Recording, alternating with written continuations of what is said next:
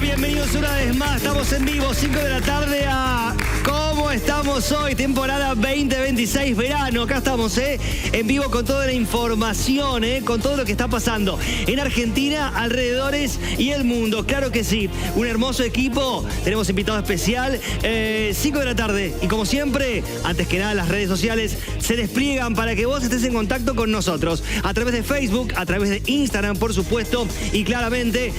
¿Cómo que te perdiste el primer programa de ayer de la temporada 2026? Lo podés volver a ver, claro, en YouTube también. Y también nos estás viendo por YouTube. Hola, saludo a la gente que está ahí detrás en las pantallas, como también en X.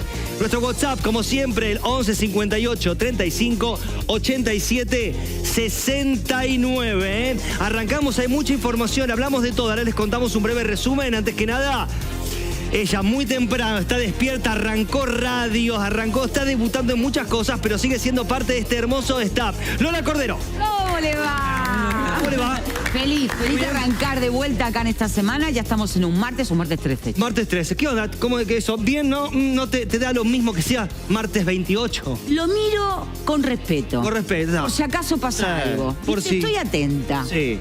¿No? Después me vas a contar esos cabulera, ¿no? Cabulera no, si tenés como, viste que uno dice, no, por abajo de la escalera no, el gato negro, viste que a veces pasa. No con determinadas cosas, pero sí soy muy intuitiva. Ok. Ah, me gusta eso. Y a veces me ha salvado de alguna cosita. Perfecto, bien. El sexto sentido también tiene que ver, ¿no es cierto? Sí, tiene que ver con eso, claro como que sí. Hay, viste que son energías, como que de repente algo dices, dice, por acá no. Huelo esto, huelo eso, claro que sí. Buen perfume tiene. Sergio Guezábal, ¿cómo le va? Muy bien. ¿Qué tal? Hola. Martes 13, bien, ¿no? Sí. Bien, pero también soy cauto como Lola, Por las dudas. ¿Intuitivo en algunos momentos o...? También puede ser, sí. En realidad, el 13 me gusta, el número ese. Por lo tanto... Tengo bien. Afinidad ahí, sí, bien. Después ampliamos qué pasará con Mónica Salvador. Bienvenida, claro, integrante de este staff. Muchas gracias. Y yo como buena sagitariana negadora, así que le pongo onda, lindo, viste, todo es lindo, hasta el martes 13. Como elegante, qué elegante que está, muy bien. Eso es como una, chalequillo de puntilla. Puntilla, no me sale la palabra. Ahí está. Me encanta, hermoso. No saben lo que tiene puesto, ¿no? No saben. No sé el nombre, pero me gusta. Es con puntilla. Muy de la abuela, ¿no es cierto? Iba a decir broderí, pero no es broderí. Periodista, señores, Diego Lehuen, bienvenido. ¿Cómo le va? ¿Cómo andan? ¿Todo bien? Muchas gracias. Nuevamente acá, desde el año pasado que no te veíamos, no dábamos con vos. Hace un montonazo de tiempo. Pudiste estar, bueno, bienvenido. ¿Cómo anda? Gracias, bien, ¿ustedes? Tiene esa camisa. ¿Es cierto que no tiene camisas lisas en su casa? No sé qué es una camisa lisa. Ah, bueno. No tengo ni idea. No tengo ni idea. Y esta es de las más sobrias que tengo, Ah, sí. ok. Así que imagínate las demás. Sí, antes que nada, les agradezco, bueno, a vos que estás del otro lado y a ustedes, al equipo técnico también que hizo parte de lo que estuvieron viendo. Lo podemos dejar de fondo si quiere, dire. Ahí está, mira, lo dejás de fondo, me pongo ahí, así no te complico. De la apertura, claro, que es parte, por supuesto, claramente Mónica Salvador. Sí, también, en breve. Pero Mónica Lavalle es parte de esta creación, por supuesto. Y hablamos de Cristian Baigorri, agradezco también que nuestro realizador, a Javier Asplanati.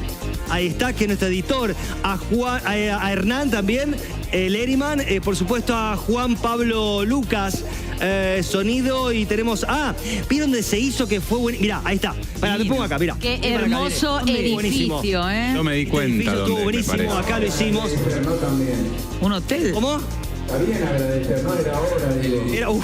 Gobierno de la ciudad. Escuchame una cosa, espera, a la gente de este edificio fantástico, de la sede de gobierno de la calle Uspallata. Quiero agradecer ahí a Gabriel Gómez y a Federico Iribarren de la Secretaría de Medios. Muchas gracias por brindarnos este hermoso espacio que tiene que ver con la casa de la ciudad de Buenos Aires. Por supuesto, a vestuario, a maquillaje, que hicieron posible que estemos dignos. porque, viste que, bueno, dijimos y arrancamos esto con el del martes 13. Viste que yo soy medio premonitorio. Creo que hay un sexto sentido, o por ahí, si por ahí algo que se te ocurrió o pensaste, se te cruzó por la cabeza, ¿se cumplió? ¿No se cumplió? ¿Se cumplió más tarde? Dijiste, esto yo lo sabía. Bueno, son parte de estos temas de hoy, por supuesto. Las picadas de Pinamar, por supuesto, también. Las picadas de autos que siempre, cada año, y dejan siempre una víctima en Pinamar. Señores, es momento de arrancar. Ya voy con ustedes porque es momento de clave del pulsador. Momento de decirles que las palabras son las siguientes.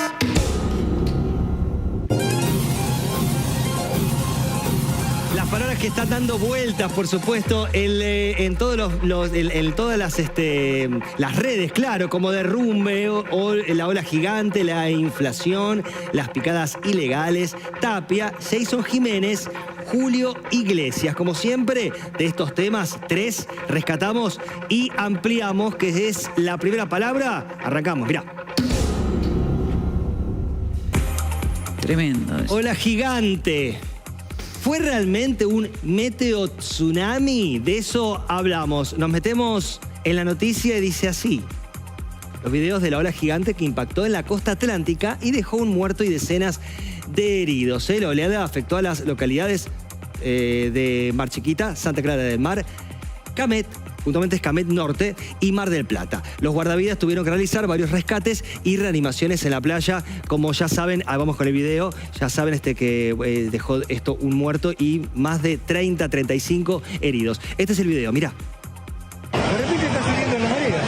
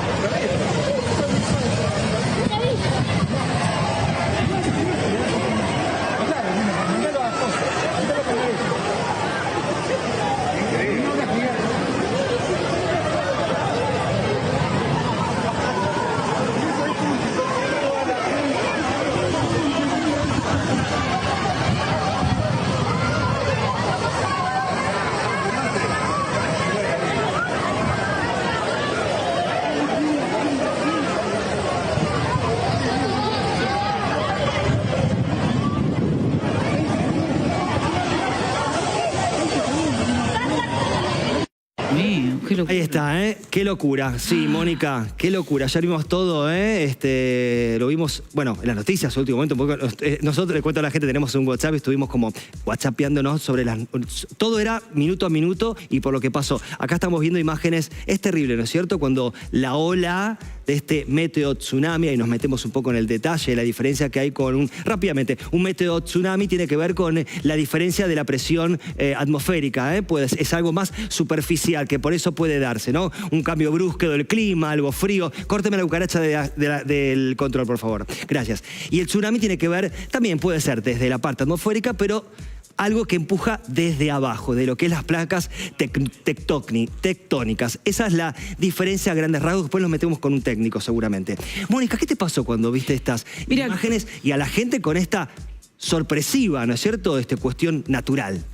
Primero me pasó el primer impacto, lo personal, porque yo había estado hasta Mar del Plata, en el Torreón, tranquila, el domingo, ¿viste? Y cuando estaba el lunes viniendo para acá, me impactó la cercanía de estar en un lugar disfrutando de una playa hermosa y de repente sentir, como escuché testimonios, que de repente estaban en el mar y solo sintió que lo tapó el agua, y no entendió más nada.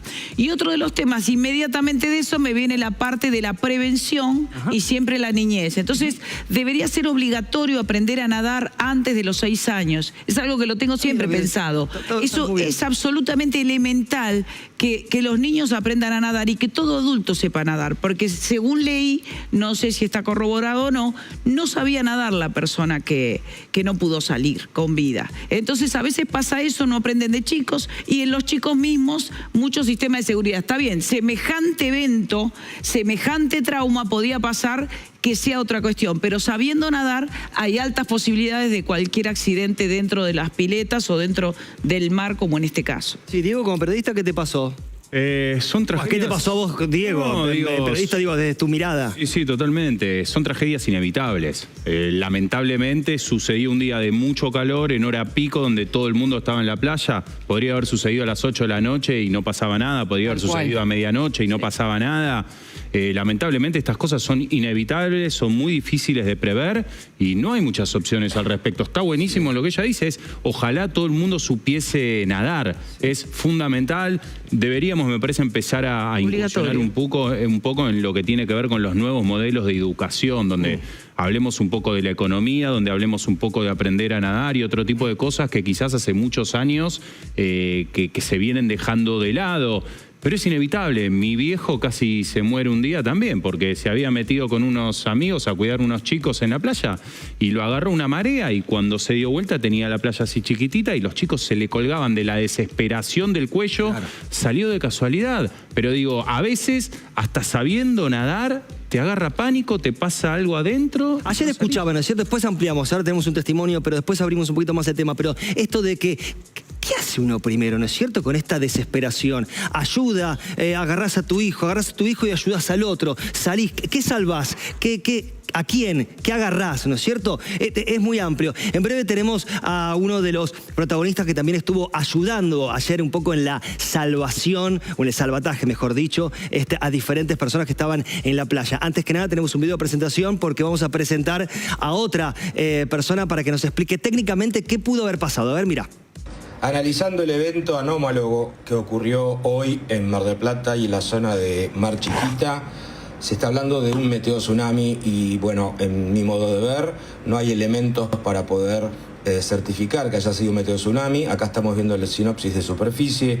Los vientos fueron muy calmos, no hubo variación importante de vientos. Lo que sí te muestro es que esto haya sido muy probablemente una falla tectónica en la Sierra de los Padres que se mete mar adentro y que posiblemente haya generado este pequeño desplazamiento de agua. Tampoco se observa, según los registros del Servicio de Geografía Naval, una diferencia de marea en el horario que se reporta esta ola grande, o que en realidad lo que ocurrió fue que se retiró el mar por unos minutos e ingresó repentinamente. Repito, con el respeto que me merecen todos los meteorólogos, esto para mí no fue un meteotsunami, sino una pequeña falla tectónica bajo el mar, precisamente frente a Mar del Plata y Mar Chiquita. Ahí está, tenemos en comunicación a Alejandro Calfayán, ahí está. ¿Cómo te va, Alejandro? Bienvenido, acá, ¿cómo estamos hoy? ¿Cómo te va? Gracias por tu tiempo. Hola, buenas tardes, un gusto estar con ustedes. Saludos para toda la mesa. Muchas gracias. Alejandro, ¿qué es una falla tectónica? Explícanos a todos, hacémelo como muy fácil, dale. Básicamente podemos hablar de algún movimiento bajo el mar, ¿sí? Ok. No quiero utilizar términos que pueden asustar y confundir. Dale, hagámoslo. Dale. Un simple movimiento de placas bajo el mar. Sí. ¿Sí? Como ahí explicaba en el video, sí. las sierras de Mar Chiquita y toda la zona Sierra de los Padres se meten bajo el agua. No tengo reporte, a ver, quiero ser con esto muy objetivo. Dale. Al día de hoy, en este momento, no tengo reporte de ningún movimiento sísmico en la zona. Esto hay que decirlo. Ok, ¿sí? bien. De manera tal que no tengo confirmación de lo que estoy diciendo. Sí, me están llegando cada vez más datos que, por ejemplo, en la zona de Punta Alta, ahí cerca de Bahía Blanca, hubo algún tipo de movimiento, me están reportando eso. Y también podemos hablar de la zona de Río de Janeiro, donde también me están reportando algún tipo de... lo vi hoy. Mar. Eso fue hoy, no sé si alguno de los chicos lo vio. Hoy, ¿no es cierto? Fue el movimiento en Brasil, ¿no es cierto? Una marea. Exacto. A ver, como dije recién en el video, no tengo elementos de juicio para decir que esto fue un meteotsunami. En mi modo de ver, y repito, yo admiro muchísimo a los meteorólogos, los consulto permanentemente, pero no veo elementos de juicio como para decir que esto fue por el clima, por las cuestiones de la atmósfera. Por la diferencia de la presión atmosférica, que es el origen. Pero ¿por qué se origina una falla? Voy para atrás. Vamos un paso antes. Alejandro, ayúdame. ¿Cómo se origina una falla tectónica? ¿Qué tiene que pasar para que eso suceda anteriormente? Bueno, pueden pasar muchas cosas, claro. Pueden pasar muchas cosas. Puede ser que haya un desprendimiento de placas. Okay. Puede haber una erupción volcánica, que en esa zona no hay volcanes. Claro. Eso lo sabemos. Ajá. ¿Sí? Y también puede ser, ¿por qué no?, un corrimiento, un desmoronamiento importante de un banco de arena. También perfectamente puede ser eso, porque esto está muy localizado y me han llegado videos del puerto de Mar del Plata. Fíjense que estamos hablando de Santa Clara, Mar Chiquita y Mar del Plata. Sí. Nada más. No hay reportes en Villa Gesell, no hay reportes en Pinamar, no hay reportes en Miramar tampoco, más al sur, ¿sí? Esto está muy focalizado ahí, muy localizado en esa zona. Entonces... Igual, perdón, perdón, ahí te interrumpo. Ayúdame con esto. Igual Mar del Plata está para que la gente entienda. Mar del Plata está metido, digamos, es como no es un golfo, pero es una bahía que está metida, es como un microclima, es diferente. Es una península. Si miramos el mapa, claro, de la exacto, provincia de Buenos Aires, Mar del Plata es el extremo más sudeste que más se mete al mar. Exacto. Por eso las diferencias, a veces que pasan climas o una condición en Mar del Plata que no pasa en Miramar, que es ahí nomás, ni en Chapadmalal.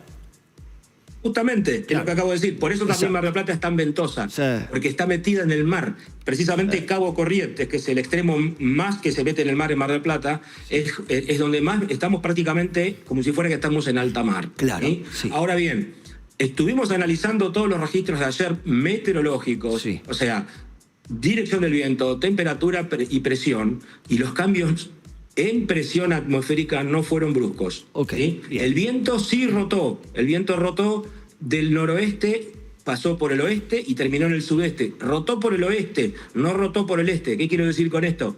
Que rotó por el lado de tierra, donde es muy poco probable que levante marejada. Distinto hubiera sido que lo hubiera rotado por el este, o sea, del lado del mar. Bien. ¿sí? Pero Porque mucha Alejandro, gente perdón Sí, que te hola. interrumpa, digo, para que no se convierta en demasiado técnico la explicación.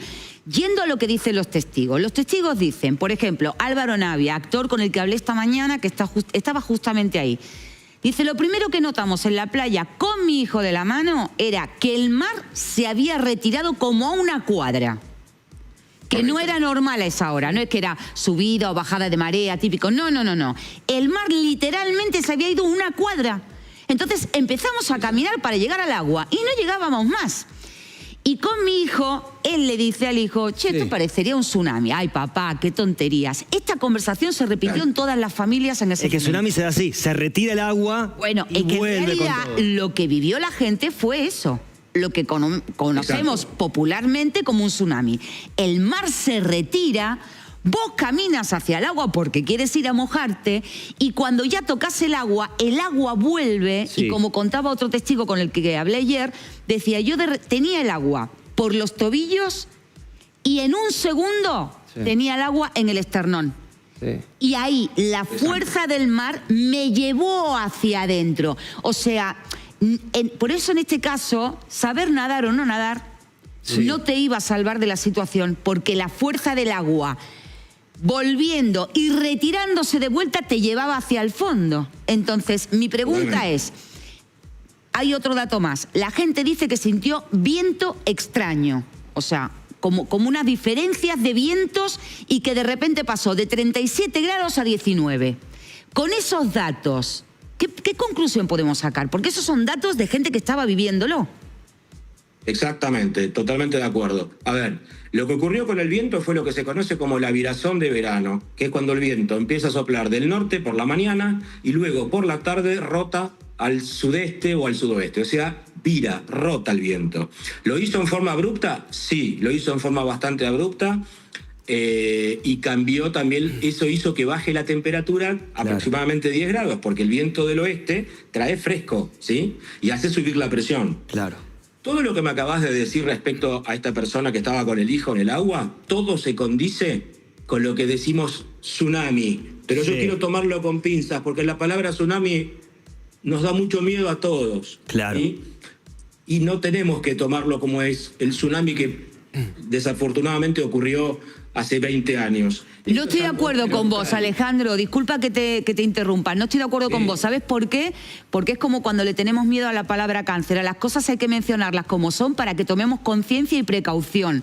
No pasa nada. Está muy bien. Quiero decir, los tsunamis son pequeños, medianos, grandes, catastróficos. Digo, si eso es lo que pasó, la gente también tiene que aprender a identificarlo y saber que si el mar misteriosamente en un horario que no corresponde y no es marea se retira, estás viviendo un tsunami. Que será pequeño, mediano, grande, pero tu precaución es retirarte del mar. Pero no siempre, pregunto, en las grutas pasa esto siempre y no es tsunami, digo, se retira siempre. Te pregunto, Alejandro, en las grutas pasa esto, que el agua va y viene. Pero eso es marea. Otra geografía, otra morfología. Sí. Es otra cosa completamente diferente. Si nos vamos al sur de la Argentina... Sí, no, por eso digo, está bueno esto que dice Lola, para diferenciarlo para la gente, exacto, dale. Exactamente. Igual coincido plenamente con lo que dijo ella. Correcto. De que hay que decir las cosas, llamar las cosas por su nombre. Las cosas... Lo que yo intento hacer es no meter pánico. ¿No? Alejandro, está muy bien, tu cautela la súper agradecemos. Las cosas por su nombre serían, es un tsunami meteorológico. Y un tsunami meteorológico es un evento muy, muy raro, no ocurre habitualmente, pero tiene estas características que vos describías. Vos en el arranque nomás dijiste un pequeño desplazamiento de agua. Se llegó a hablar ayer de olas de hasta 5 metros. Gente especializada en meteorología dijo, no, fueron 0,80. No llegaba a 1 metro. Es decir, está claro. En las imágenes, nosotros vimos imágenes todo el tiempo y decimos, ¿dónde están las imágenes? Se preguntaba la gente. Son estas, no es más que esa masa de agua que, como se explicó hace un rato, te tira hacia adentro y provoca. Yo lo que creo, y me gustaría como ponerlo en común y que vos también puedas opinar, es que ahí las personas están como atrapadas, como en un corralito. Hay una idea de ir a tomar sol, de ir a darse un baño de mar, que nos agolpa de un modo tal, los emprendimientos privados nos encierran y eso es más de claustrofobia. No sabes qué hacer ante la mínima cuestión meteorológica como en este caso, ¿no? Totalmente de acuerdo contigo, en un 100% todo lo que acabas de expresar. Ahora bien, por un lado tenemos lo que hace la naturaleza y por otro lado tenemos lo que hacemos nosotros los hombres, de amontonarnos, de amucharnos, de poner rejas donde no corresponden y ese tipo de cosas, ¿sí? Entonces, digo, no hubo ninguna ola gigante, como dijiste vos, no había nada importante para mostrar, porque no había una ola gigantesca que se devoró todo. Lo que sí hubo fue un desplazamiento de agua muy importante que tuvo mucha longitud, pero no tuvo altitud. ¿Sí? Ah, ok. Y la succión, claro, eso es interesante. La succión que ejerció el agua, ¿se pudo medir de alguna manera? Y otra pregunta que yo quiero hacer, no soy conocedora del tema, pero tampoco lo tienen claro. Por lo que veo, algunos sostienen que tiene que ver con un movimiento terrenal que lo provoca y otros que tiene que ver con la temperatura, como si una teoría es de arriba, de la temperatura, y otra teoría de movimiento de abajo. Tampoco se tiene claro los expertos, digamos, por qué ocurre. A ver, en mi modo de ver y en base a lo que yo pude investigar, yo lo atribuyo a algo que ocurrió de la superficie del mar para abajo. Pero también respeto muchísimo a los meteorólogos que dicen que esto fue una cuestión térmica o de diferencias abruptas de presión atmosférica. Como no tengo a ciencia cierta datos concretos para poder yo sustentar mi teoría, claro, por eso también estoy abierto a escuchar todo tipo de opiniones. ¿Y cómo se podrían lograr datos concretos? Por ejemplo, si hubiera un movimiento sísmico, terrenal o por Tandil, que dicen, ¿cómo podría probarse eso? ¿Qué tipo de medidas se toman para poder avanzar en la diferencia? ¿Por qué ocurrió? Correcto. Lo primero que hice yo ayer fue justamente consultar en los movimientos sísmicos de nuestro país, a ver si había algún reporte, por menor que sea, en la zona. Y negativo, no hubo ninguno. El único reporte que hubo en el día de ayer fue en la provincia de San Juan, muy lejos de este lugar. De manera que no tiene absolutamente nada que ver. Alejandro, los reportes, hay un, corregime, en Mar del Plata está el, ¿cómo se dice? Oceanógrafo, está bien dicho. ¿En Mar del Plata o en dónde? En Mar del Plata está el Instituto Nacional de Desarrollo Pesquero, por excelencia. Sí. Gente que sabe muchísimo. Sí. Y oceanógrafos también, por ¿Y supuesto. ahí no se prevé o no se, se supo algo? ¿Hubo una alerta o es el lugar donde, donde se consulta primero? ¿Cómo se maneja eso? Claro, no hubo ninguna alerta, ni meteorológica, ni mareológica, Claro, nada. o bien Esto que vos preguntabas. oceanográfica. Sí. No hubo ninguna alerta. Pero si me permiten, me quiero extender un poquito más, Sí. porque también no nos olvidemos que en esa zona, mejor dicho, cerca de esa zona, en el mar argentino, hubo mucha exploración sísmica en busca de petróleo. Ah, Y para buscar el petróleo hay que hacer una serie de trabajos que son muy técnicos de explicar, que no tiene sentido ahora, pero sí es importante aclarar que hay que hacer unas perforaciones importantes debajo de las rocas del mar. Correcto. También lo incluyo dentro de las posibilidades. ¿Por qué no? ¿Sí? ¿Por qué no? Porque yo vi unos videos que me mandaron hoy a la mañana del puerto de Mar del Plata, precisamente en el Club Náutico Mar del Plata, donde están amarrados los veleros Sí. y los yates, en donde veo una corriente de marea, pero fenomenal. No es ola, por favor que se entienda bien. No es lo mismo una Bueno, ola. siempre hubo ahí en ese cruce entre los dos, entre el Cristo y el Faro, siempre hubo una corriente fuerte. Bueno, correcto. He trabajado mucho en esa zona, en el Eso. dragado de esa zona. Claro. Es la parte más crítica del puerto de Mar del Plata. Claro. Desde hace muchos años que trabajo ahí haciendo Sí. lo que es el dragado, que es retirar la arena del fondo y al mismo tiempo medir la profundidad mediante la realización de sondajes. Sí, ¿qué profundidad hay ahí, Alejandro? ¿Qué profundidad tiene? ¿En la entrada al puerto Sí. o la playa? La entrada. La entrada al puerto artificialmente está dragada a 9 metros. Ah, ok. Ahora, la Bien. baja de presión, Sí. ¿nadie pudo adelantarla? ¿Nadie tiró ese dato? Bueno, si fue como dicen, una baja de presión repentina, o sea, un cambio repentino en la atmósfera, es difícil de prever. Esto me hace acordar mucho a lo que se llama los vientos de cizalladura, que los pilotos de avión le temen muchísimo y saben muy bien de qué estoy hablando. Un viento de cizalladura que viene de arriba para abajo puede derribar perfectamente un avión cuando está en etapa de Claro. aterrizaje. El famoso pozo de Es aire. muy difícil preverla. Sí. ¿Mm? Es muy difícil preverla.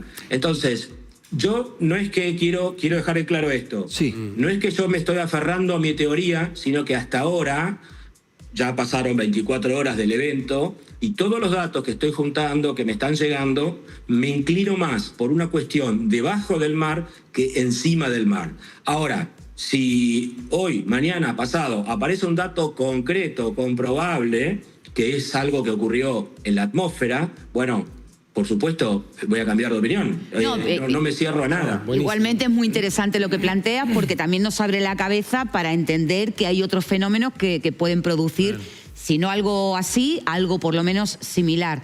Me preguntaba, ya que hablamos de perforaciones petroleras, si una perforación puede aparecer en un sistema que tenga mediciones sísmicas y las puede evaluar, ¿entiendes? O sea, quiere decir, si algo, sí, por supuesto. esa perforación se mide, provoca como un pequeño terremoto o gran terremoto y un sismógrafo lo registra. Bueno, la perforación, tal cual como lo dices, genera un importante terremoto, ¿sí? Esto es un tema bastante delicado porque hay mucha gente que con mucha razón está en contra de este sistema que se le conoce como cracking, que es destrozar la roca abajo del mar, con los daños ecológicos, o sea, sobre todo para toda la vida que hay bajo el mar, Claro. daña muchísimo. Y bueno, entiendo que los sismógrafos lo pueden registrar. Ahora, ¿qué ocurre? Si la empresa que va a hacer ese trabajo avisa, dice, mirá que mañana voy a hacer determinados trabajos en tal sitio, Sí. bueno, regístrenlo, pero no es una anomalía natural, es algo hecho por el hombre. ¿sí? Perfecto. Alejandro, te agradecemos tu tiempo. También, digo, para que la gente sepa, es una nueva mirada, una opinión, un punto de vista y que lo tomamos también y se tiene en cuenta. Gracias por tu tiempo y, por supuesto, la gente puede Permitime, comunicarse, sí, con Alejandro por favor. Calfayán. Sí, te escucho. Últimos 2 segundos, permitime. Claro, por supuesto. Lo digo siempre, Dale. por favor, lo digo siempre. Sí. Cuando vamos a la playa, prestemos atención lo que nos quieren decir los bañistas.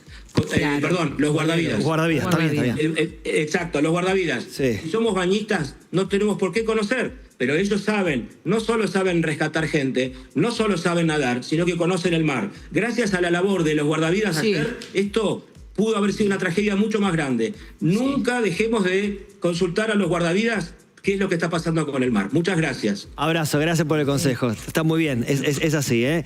30 minutos pasan de las 5 de la tarde, ¿eh? Estamos en vivo, 11 58 35 87 69. Puedes opinar, dejanos tu mensaje que lo vamos a leer ahora mismo. Seguimos, de las 3 palabras, pasamos por la primera. La segunda palabra que está dando vuelta a las redes es la siguiente.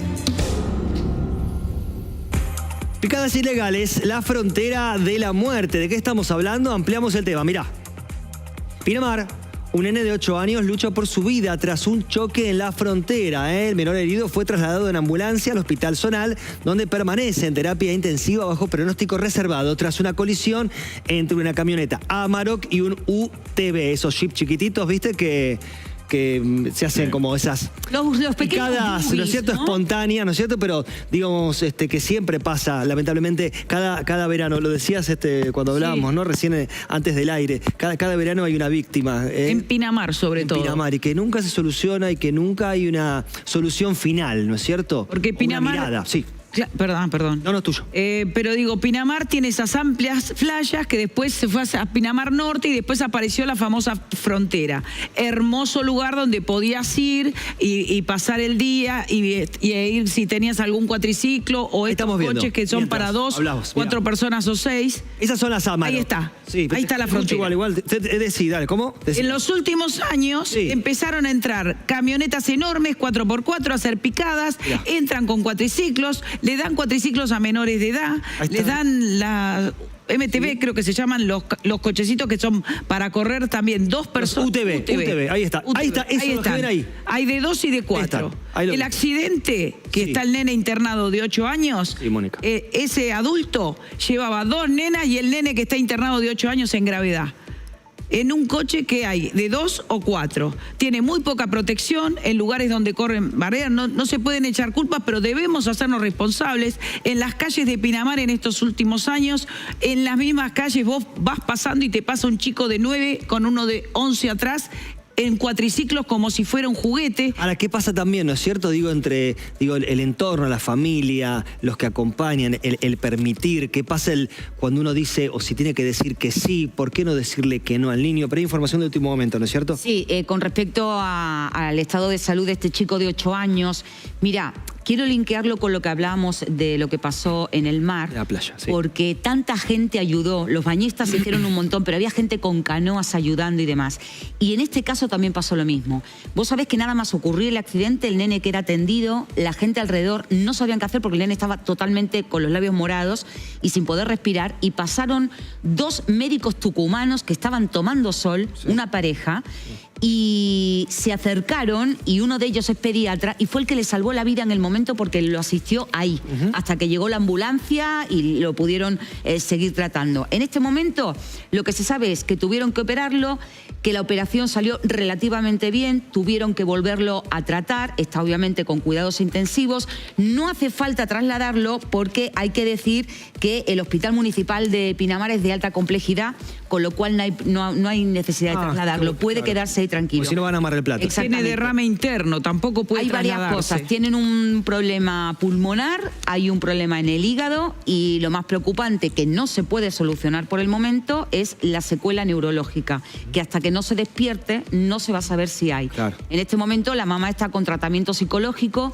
Estos 2 médicos tucumanos, disculpen que estoy despistada porque no me quiero olvidar del nombre de los 2. Sí. ¿Entendés? De Melina y Juan José. 2 médicos que estaban... 2 médicos tucumanos, sí. 2 médicos tucumanos que inmediatamente actuaron y le salvaron al chico in situ hasta que pudo llegar la ambulancia. Porque claro, la ambulancia también tenía que ir por los médanos hasta llegar al chico. Llegar. Diego, ¿querías agregar? Sí, me parece que acá estamos fallando todos los años, porque siempre pasa lo mismo y siempre en el mismo lugar. Entonces digo... ¿Qué es lo que falla? ¿Qué crees vos de tu lado? Pero, a ver, ¿dónde se hacen las picadas? En la frontera. ¿Dónde está la policía en la frontera impidiendo que esto suceda? Mirá la cantidad de autos que hay en ese video, la cantidad de camionetas que hay corriendo picadas, mientras hay otras a los costados. ¿Qué pasa si una de golpe está yendo a 100, a 120, pierde el control, se va contra otra de las camionetas que está estacionada? ¿Qué pasa si alguien fue con menores? ¿Por qué nadie hace nada? ¿Por qué hace 10 años sabemos que se corren picadas ahí y sigue sucediendo y cada vez... ¿Por qué crees Porque vos? no hay control, porque no lo mandan, no entiendo. Es un no tema de entiendo el negocio, no competencia. entiendo por qué. Mira, yo te voy a decir que Tema de hablé hoy, competencia. pero yo hablé hoy, por ejemplo, con Francisco Sí. Montes, que es el secretario de gobierno de Pinamar, Sí. y él lo que decía es, hasta el momento llevan como 14 o 15 camionetas retenidas por incumplimiento de usarlas en lugares que no están habilitados, pero que los recursos son limitados. Son hectáreas, me dijo, hectáreas y hectáreas de médanos. Sí. La gente también salta vallas, por más que hay vallados y lugares para tratar de evitar que la gente pase, todos los años la gente, para que también nos hagamos cargo de que somos nosotros, toda la gente que quiere hacer esto, todos los años rompe las vallas y entra en lugares privados. Y además hay gente que a lo mejor es dueña de ese terreno, que tampoco puede estar gastando plata vallando cada vez que los fines de semana van a romperle todo el No, es vallado. Igual, no es, poneme, o déjamelo como estaba antes en la playa, cuando puedas ir, no pasa nada, o adelantar. Ese control, adelantamos. Ay, eso es Pinamar. Dale. Eso es Digo, Pinamar. también- A partir del otro lado. Disculpen un segundito, gracias.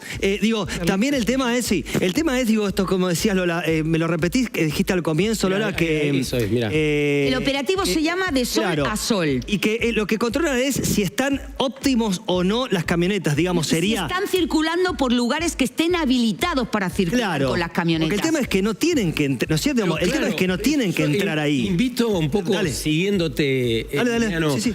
¿no les parece Porque digo, no tienen que grotesco estar ahí. lo que estamos viendo? ¿No es grotesco esas camionetas en medio de la naturaleza?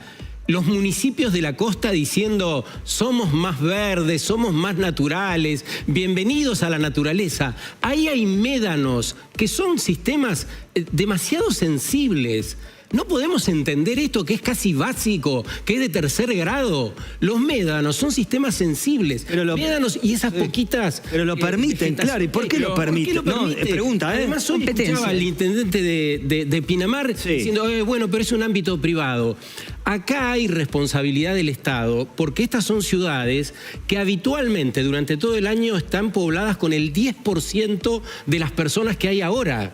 Entonces, esto es un riesgo, pero también falta agua, también se produce una serie de... Pero también antes perdón, Sergio, digo, está bien lo que decís, pero antes de eso, ¿qué onda los papás que llevan y suben a los chicos incluyo los Ámaros, porque lo vi delante mío, en otras temporadas, y los suben a los UETV, digamos, ¿qué pasa? Más allá de, está bien, la ecología, todo... de la locura de esto, viste, que es grotesco, mirá lo que es. Hace 2 veranos murió una nena de 14 años. Hace 4 veranos murió un nene de 9 años. Hay una estadística altísima de muerte y no estoy contando los accidentes. Y lo otro, ¿por qué ocurre? Es porque son temas de competencia. Es como dentro de los country que no puede entrar la policía porque es competencia privada. Esto es lo mismo. El municipio de Pinamar protege hasta donde están esas camionetas. Claro. ¿Viste que parece una frontera? Es una frontera. Por eso limpia la frontera. Los miran, los filman, tienen veedores y les hacen las multas hasta que sale la camioneta. No pueden hacer nada si no hace infracción fuera de Pero ese. después, pero perdón, Tierra después hay de otra nadie. jurisdicción. Que llamaríamos Después tierra hay de otra nadie. jurisdicción. No es de Pinamar, la jurisdicción es del de al lado. Entonces alguien se tiene que hacer cargo. Y después lo más importante de todo acá es la justicia. ¿Dónde está la justicia? ¿Dónde están las penas en serio para esta gente? pero si el terreno es de un privado, Diego, ¿por qué no hacemos cargo al privado también que permite que estas cosas sucedan? Porque acá Igual la pepa es, no es mi jurisdicción, no me toca a mí, esto pasó del otro lado, la justicia no está, esto sigue pasando, siguen los muertos. Che, qué difícil, ¿no es cierto? A veces en vacaciones decir a los hijos que no. Ni en vacaciones ni durante todo el año. Es un tema de actualidad que vengo diciendo. El problema de los adultos con los Digo que no, ¿no es cierto? Porque esto, digamos, sabemos que hay un negocio, hay un negocio detrás de todo esto, digo, y que se empiezan, esto se alquila. Porque no hay consecuencias. ¿Por qué hacemos un rally ahí, Emi? Digo yo. Otra vez, ¿por qué vamos a hacer un rally a la playa o al lado de la playa o sobre los médanos? ¿Qué nos pasa? Digamos, otra vez siguiendo la idea tuya, digo, está bien, el Estado, los intendentes, ¿y nosotros qué? Esa es nuestra diversión, eso nos hace alegre, nos hace vivir teniendo en cuenta estas estadísticas, que todos los días muere un pibe diferente. ¿Eso nos da qué? ¿Qué nos proporciona? ¿Adrenalina? ¿Que se muera gente todos los años? Perdón, Mónica, perdón, te digo. Claro, bueno, en respuesta a lo de él, la ley se construye por costumbre. Sí. Entonces no podemos ir contra la costumbre. Esto ya está. Una vez que aparece la costumbre, donde está instalado ese deporte, debemos legalizarlo. y ya debe estar legalizado, Aunque esté mal. debe estar normal. Mal para algunos, diversión para otros. Pero está bien, está bien lo que dices, es coherente lo que está diciendo Sergio. No digo que no sea coherente, pero digo vos decís que desde la costumbre. no vamos que se a poder haga- prohibir esto, a eso Ya, me refiero. mira, Hay que normalizarlo porque es tanta la cantidad y tanta la gente que es... Sí, eso es verdad, está bien. Claro, que de la misma costumbre hace algo, viste, como los ¿Y qué pasos. hacemos con el muerto? Yo te entiendo. ¿Qué hacemos con el muerto? Prevenir y legalizar. Está bien, es una Y forma además, de controlar. Si la respuesta es que es privado, cobrale cada muerte a los dueños del terreno. Eso es lo que yo estoy diciendo. Está bien, vos lo querés despenalizar para legalizar algo para que se controle. Ahora, si hay un muerto, ¿qué hacemos? Vas a un hospital público. ¿Quién se hace cargo de todo eso? Digamos, ¿el padre qué hace entonces? Bueno. Que llevó a su hijo. Vos subís a tu hijo, yo no soy padre, pero no se me ocurre jamás subir a alguien que tiene, no sé, 8 años a una lancha de offshore. Y vos O subir porque a un sos chico padre, de 6 años a un eso lo que- parapente. Eso decía, digo. No podés bueno, hacer pero- lo que querés porque es tu hijo. Tiene que haber responsabilidad Bueno. también. Hay una Coincido. confluencia de situaciones, como todo problema complejo, no es solamente un problema, son muchos, todos juntos, Sí. los que terminan en la hecatombe y en la catástrofe. A ver, ¿cuál es el problema? Un padre con chicos subiendo un médano que choca de frente con una Amarok que venía bajando. sí. Porque eso fue lo que pasó. Sí. En este caso no fue una picada, fue alguien subiendo un médano que no tiene la perspectiva visual para saber qué es lo que hay del otro lado y choca de frente. Eso para empezar. Sí. Ahí la responsabilidad que siempre hablamos, en este caso es absoluta del padre. Con todo el dolor que debe estar atravesando ese hombre en este momento y su mujer también, los padres del nene. Pero la El realidad... arrepentimiento. El único responsable de subir un médano en un lugar donde no hay visión, teniendo menores atrás, es del papá. Sí. Y ya tiene su propia condena porque va a tener que vivir con eso. Y la Más allá de condena la la tiene el investigación que va a haber, porque la investigación también va a seguir adelante. Por otro lado, lo que yo planteo es, ¿por qué no hacer, y estoy de acuerdo con lo que plantea Mónica, un circuito de rally? Porque si esto es todos los años, Sí. tiene que haber un lugar. Yo ya sé, Sergio, que Claro. evidentemente no es el lugar la naturaleza, Ay, coincidimos. pero para llegar a un punto en común donde confluyan las ganas... Normalizar un con lugar en común. Yo le planteaba hoy, te juro por Dios que cuando hablaba con él digo, ¿y por qué no se arma un circuito de rallies con médanos, aunque sean incluso artificiales, y armar como acá un circuito de carrera? La gente que quiere correr picadas y es sana mentalmente, va al circuito, paga la entrada y va a 400 por hora dentro del circuito de carretera. Y acá se podría armar algo parecido. Armar un emprendimiento que tuviera que ver con todas esas necesidades de adrenalina, donde solamente pudieran participar adultos con la protección necesaria y en un lugar seguro. Sí. ¿Y sabes qué me dijo? Me dijo, no es mala idea. Sí. Ahora hay Igual que ese- buscar a alguien que lo haga. Y también... Como dice Sergio, somos grandes, loco. Y en el mientras Todas tanto- esas Amarok son compradas por adultos. No es que son pibes de 14 años que fueron a una concesionaria y dijeron, quiero una Amarok. Todos esos son adultos, haciendo burradas. Sí, igual el papá no estaba, el papá con el hijo, digo, estaban en la UTB. Sí. Digo, que ahí no. Es lo mismo. Por lo menos, sí, quiero decir, digo, ahí no estaban jugando, es una forma de decir, ejerciendo las picadas. Es lo la mismo. picada fue más por Sí. con la Amarok, más allá del choque, ¿eh? Pero es lo mismo por una sencilla razón. Dale, a ver. Porque vos no podés subir médanos sí. donde no tenés visibilidad de lo que hay del otro lado, en una zona donde hay miles de camionetas como esas con niños atrás. Si yo quiero pasear con mis hijos Ahí voy. por las playas, voy por un lugar donde tenga visibilidad, Sí. a una determinada velocidad que esté permitido, primero porque les estoy enseñando cómo hacerlo. Sí. Y segundo, por una cuestión de precaución. Y enseñarles- O sea, es como decir, no sé cómo explicarlo. ¿Cómo me voy a meter en un lugar donde no sé qué hay del otro lado y subo el médano porque mira, vamos cuesta arriba, a ver Ir por qué- un lugar donde se pueda ver locura! horizontalmente para todos lados, para el norte, para el este, para el oeste, para el sur, y aparte con protección. ¿Querés dejar tu mensaje? ¿Querés decirnos eso que estás pensando? Puedes hacerlo. 11 58 35 87 69. Vamos a la tercera palabra. La tercera palabra es la siguiente. Mirá. Tercera palabra, Jason Jiménez, ¿lo viste en las noticias últimamente? Hoy también en el noticiero del canal de la ciudad. Soñó su muerte. Y claro, Y sucedió. ¿De qué estamos hablando? Por las dudas, si es que no lo viste, te lo recordamos. La trágica premonición de Jason Jiménez, este cantante colombiano, que soñó 3 veces con el accidente aéreo en que murió. Reveló en una entrevista, que ahora la vamos a recordar, recientemente, que uno de los sueños, el avión, en ese sueño, terminaba estrellado, y esto fue lo que por supuesto sucedió. ¿Lo escuchamos? Mirá.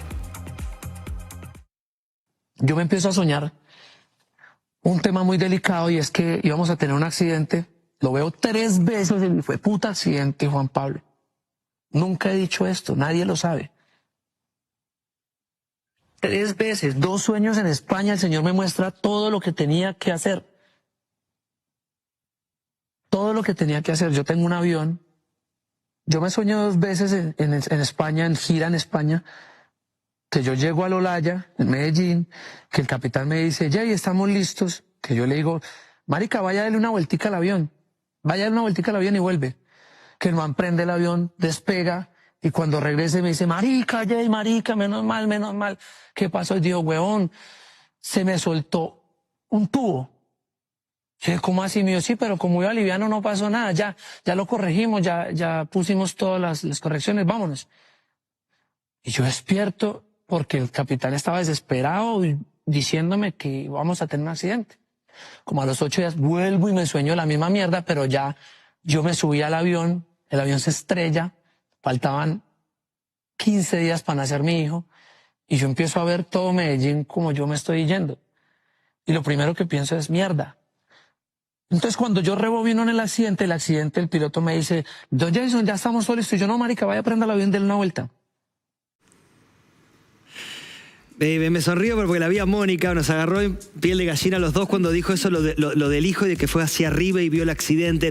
Bueno, ahí escuchaste la parte más importante, por supuesto, de esta premonición que decía Jason Jiménez, que soñó 3 veces con su muerte, con el accidente de avión. Lo tenemos a Alejandro Parra, psicólogo, y también que nos va a ayudar sobre este tema. A ver, Alejandro, te tenemos en línea, por supuesto. ¿Cómo te va? Acá todo el equipo de Cómo Estamos Hoy te recibimos. ¿Cómo andás? ¿Qué tal, Emiliano? Un placer hablar contigo y aquí por la radio. Bueno, muchas gracias. La ciudad, perdón. Sí, se entendió. Alejandro, ayúdanos, porque yo decía, premonición, intuición, ¿es lo mismo esto que escuchamos que él decía? ¿Esto es una premonición? ¿Es un sueño? ¿Nos ayudás a diferenciar? Bueno, a ver, básicamente el tipo de experiencia que él narra es, extremadamente impresionante. Claro. Yo escuché también hoy por la mañana la narrativa. Sí. Y sí, francamente es un episodio de tipo, yo lo calificaría de tipo precognitivo. La diferencia entre una premonición y una precognición es que las premoniciones no tienen un objeto. Ok. Por lo general solemos tener una sensación, una corazonada, lo que llamamos vulgarmente presentimiento, en donde alguien sabe algo, pero no sabe concretamente cuál es la fuente, desde dónde viene esa información. Claro, él acá nombra el avión, digamos, ya es otra cosa. Acá, al haber, hay algo. Aquí al haber datos, claro. Exacto, aquí al haber datos puntuales y concretos, hablamos de una precognición, o sea, una anticipación temporal, que en realidad no está dada, digamos, por ninguna causa que podríamos llamar una inferencia racional, una anticipación en el sentido de algo que te va a pasar, pero que hay una probabilidad de que ocurra, sino que es un hecho totalmente fortuito. Y esa temporal, y esa temporal puede ser mañana o no sabemos. En el sentido... Exacto, en el sentido de que se produce en el campo psíquico un salto temporal, que no es un caso, digamos, si bien es un caso impresionante, no es un caso excepcional, porque en términos generales en la población general, nosotros a través de encuestas y estudios, y aquí en la clínica también, encontramos que muchas personas tienen experiencias de este tipo, o sea que no es aquella persona que tiene la propiedad extraordinaria. Muchas personas tienen episodios de este tipo, y yo diría que en términos generales entre el 14-16% de la población en general que recuerda sueños tiende a tener un alto índice de sueños de tipo premonitorios o precognitivos. ¿Y qué tiene que ver con esto del... ¿Escucharon esto del sexto sentido, no es cierto? ¿Está incluido? ¿La premonición es un sexto sentido que tenemos? Es parte de ese... La premonición, exacto. En general solemos tener más premoniciones que precogniciones, en el sentido de que solemos anticiparnos, por lo general, por segundos, a un episodio, algunos de los cuales incluso pueden prevenirnos de una tragedia física, como el caso de, por ejemplo, a ver, hoy por la mañana escuché testimonios. ¿Cuál? A ver, dale.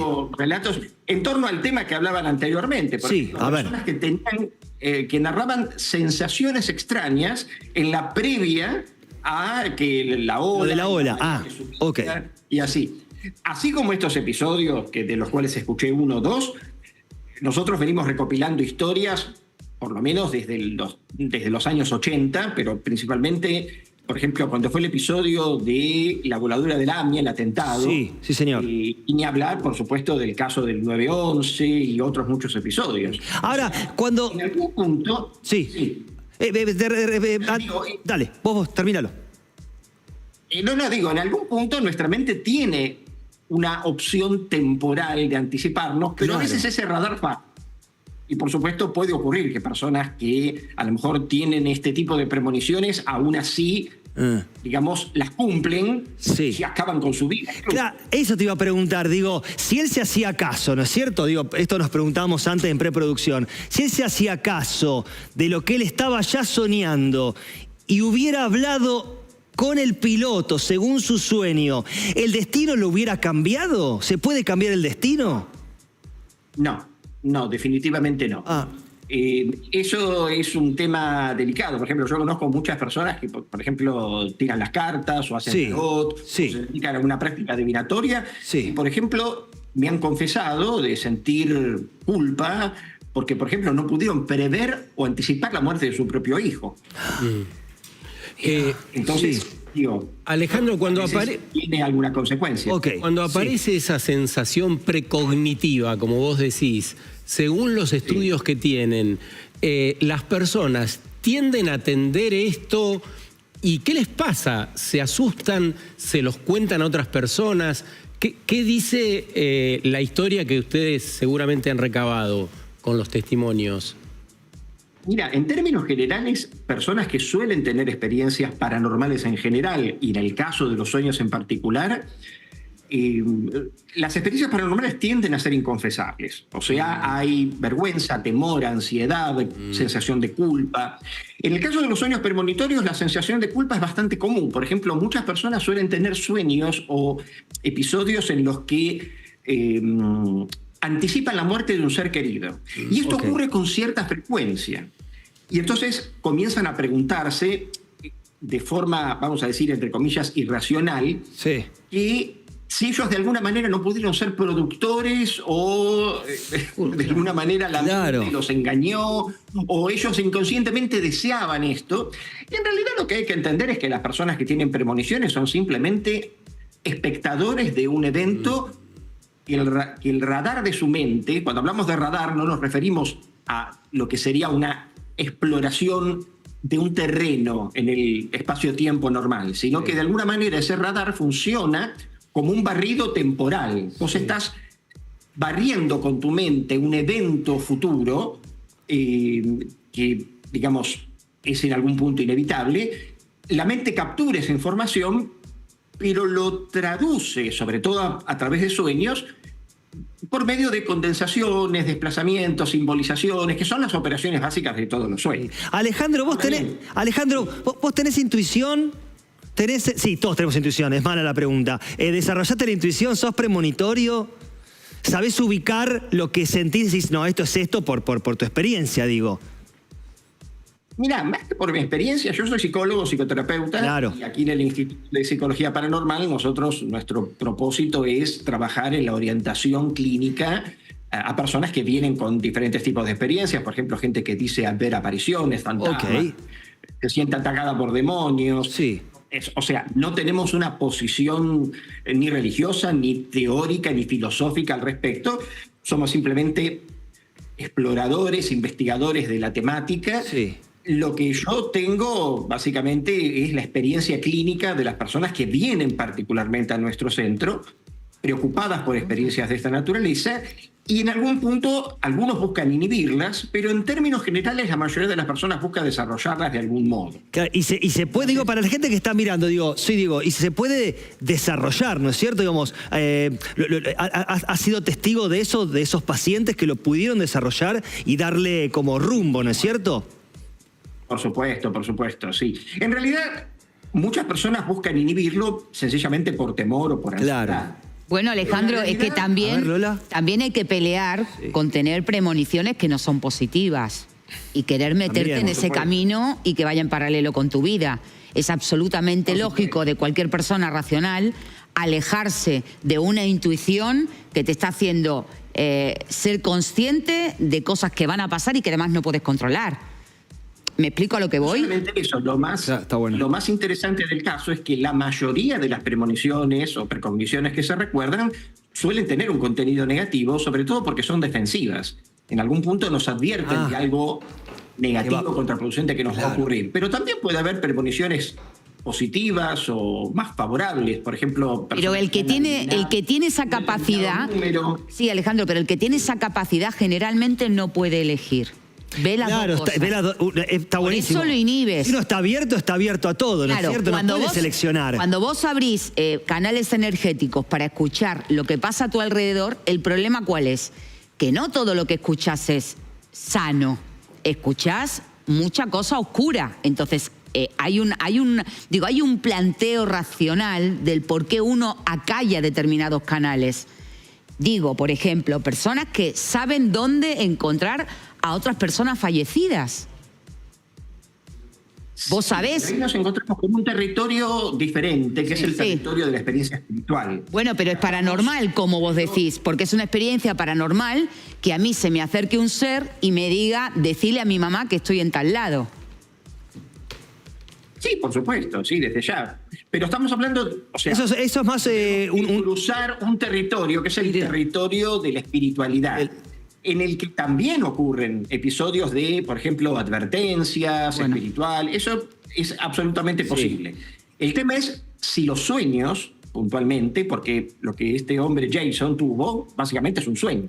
Entonces, en el territorio de los sueños puede haber, digamos, un cruce de experiencias que pueden vincularse con lo espiritual, pero también con lo mental. En este caso, un sueño es una habilidad mental en la que se produce ese salto temporal. Yo hablo de su alteración. Voy con una chiquitita que lo produce. Sí, con lo último, con Mónica. Algo chiquitito, porque si no me ahogo. Le digo, no queremos justamente eso. En esta premonición lo que hay es una alteración del tiempo. Él está en el presente viviendo algo que va a ocurrir futuro. Y esto no tiene explicación, ¿o sí? Porque está claramente, dice, es la primera vez que lo cuento, dice en la nota. O sea, le venía pasando, ahogado lo cuenta, y esto toma validez a partir de que muere de esa forma. Y en el último reportaje, entonces, ¿qué hizo? ¿Alteró el tiempo, la psiquis? ¿Esto existe o no tiene explicación? Explicación tiene, lo que pasa es que es mucho más compleja de lo que uno puede dar en un medio de comunicación. Está bien, perfecto. Pensándolo desde la física cuántica. Claro, eso te iba a decir, la física cuántica va por ahí. La física cuántica habla de eso también. Gracias, Iván. Claro, pero como para describirlo en términos generales y para aclarar a la gente respecto a este tipo de experiencias, en general las experiencias premonitorias son simplemente mecanismos de defensa de nuestra mente que nos advierte acerca de un evento futuro que genera un gran debate filosófico sobre la cuestión que Lola plantea, por ejemplo, respecto a la cuestión del destino. Claro. ¿Puede cambiar estas cuestiones? Por ejemplo, en el caso antiguo de 1912, el hundimiento del Titanic, hubo gente que canceló sus boletos porque tuvo sueños y dijo que no debía tomar ese transatlántico. Claro, pero antes... Sí. No, vos, espera, digo, ¿tenías vos preguntas? No, en realidad, ¿a qué le tenemos que prestar atención en este tipo de premoniciones o precogniciones? Digo, ¿hay algún parámetro en común y donde te pasa una, te pasa dos, te pasa tres? Digo, cumplilo, no lo deseches. Por supuesto, claro. En todo caso, lo que hay que distinguir es entre una anticipación y un conocimiento previo del futuro que es totalmente, digamos, fortuito. Claro. A ver, en cierta medida, las personas que suelen tener experiencias premonitorias no deberían sentir temor. En todo caso, deberían pensarlo como una condición natural, no tanto como un don, porque esto puede llevar a creer de que uno es un elegido por Dios o cosas por el estilo, sino más bien una condición que muchas personas tienen, en gran medida en la población general, muchas personas tienen sueños que anticipan eventos desastrosos o situaciones que no solamente ocurren en sueños, también pueden ocurrir en estado de vigilia, en forma totalmente espontánea, a veces por vía telepática o bajo otros canales. Estas experiencias, en primer lugar, son experiencias comunes, normales, no son patológicas. Es importante recordar de que esto no debe conducir a una medicación psiquiátrica o uno está a punto de una crisis psicótica ni cosa por el estilo. Correcto. Son experiencias absolutamente normales. Alejandro, te vamos a ir a ver todos a tu consultorio. Alejandro, al consultorio. Porque claro, atiende exactamente. Gracias, Alejandro, un abrazo grande. Un placer, mucha suerte. Gracias por el llamado. Muchas gracias. ¿Usted tiene premoniciones? Raro este tema para usted. Raro. No, me impactó que tuviera tanta precisión, que se vio siendo hacia arriba, me impactó. Hay una estadística Rompe mundial. el tiempo. Para mí, yo creo más en otra vida. Ya lo vivió y volvió. Hay una estadística mundial que dice que entre el 17 y el 38% de la población tiene sueños premonitorios. Pero ¿sabe qué? ¿Y qué viene ahora? ¿Qué se imagina? Yo necesito una pausa para ver No, Lola, no, la ficha. Como todos los días. Hace un año que hacemos este programa, Lola. Señores, momento de poner la ficha, te quiero. Tuve la premonición. Esto por estar con duda a la mañana. Señores, momento. Mónica, Salvador, ¿a quién le ponemos la ficha? Mandale un Elijo saludo. lo que voy a votar mañana, la premonición. Vamos todavía, perfecto. Bien, señor Eguezábal. Picadas ilegales. Claro. Necesitamos como sociedad una gran transformación, estar dispuestos a ello y pensar que las ciudades que ocupamos temporariamente y de modo aluvional necesitan más medidas de seguridad. No son absolutamente seguras como para andar por ahí con absoluta tranquilidad. Bien. Lola, ¿a quién ponemos ficha? Le pongo a la ola porque me quedó la sensación de que todavía tenemos que aprender mucho más acerca del mar y de estos fenómenos que ocurren y como siempre algo tiene que ver, algo está relacionado seguramente con el cambio climático, así que a seguir cuidando el planeta, como dice nuestro amigo Sergio. Ahí está. Diego, ¿a quién le ponemos la ficha de los tres temas que son importantes? ¿Pero sí, cuál? son los tres. Las picadas ilegales, más control y sobre todo que haya más justicia también. Ahí está, perfecto. 11 58 35 87 69. Corte y ya venimos con mucho más.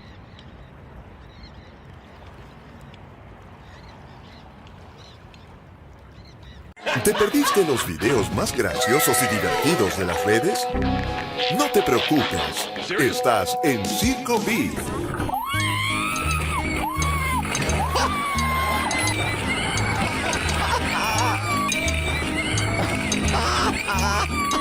Dejen de viralizar, abuelo. No todo es un reel de TikTok. Igual, gracias por esto porque nos sirve a nosotros como contenido, por supuesto. Fernando Valmayor te muestra los virales de los que todos hablan. Circo Beat.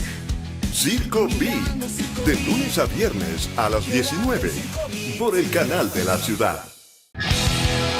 La ciudad tiene sus propios héroes.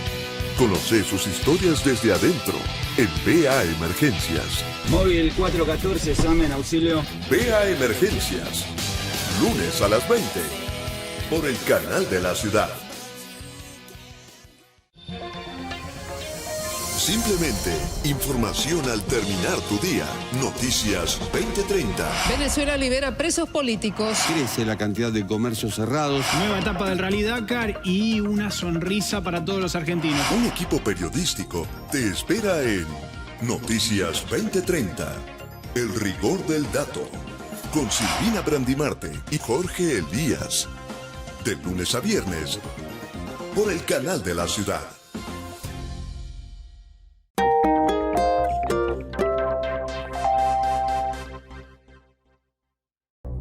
Y llegó nomás. Es verano. Se hizo desear. ¿Vos también lo esperabas tanto como nosotros? Ahora es momento de relajar. ¿En serio? Es hora de leer un buen libro a la sombra. Es momento de juntada con amigos. De risas compartidas. De esas que suenan bien fuerte. Hagamos que nuestras charlas sean inolvidables. Acá hacemos tata, así. Sí, dale. No esperemos más. Vamos a disfrutar y conocer juntos esta ciudad que amamos. Vamos a bailar. Vamos a enamorarnos. Sí. Vamos a rockear los días de sol. Que nuestra alegría se escuche en todos lados. El calorcito siempre trae sorpresas. Y tenemos preparadas un montón. ¡Qué bueno se pone el verano! En el canal de la ciudad. El mañana ya es hoy. Y la transformación no puede esperar. ¿Qué resulta más conveniente para el tiempo que vivimos? Somos una sociedad mucho más saludable desde lo humano, desde lo comunitario, desde lo familiar. Sos la generación de la transición. Va a ser incómodo, pero hay que protagonizarlo. La transición con Sergio Elguezábal. Lunes, 22 horas. Por el canal de la ciudad.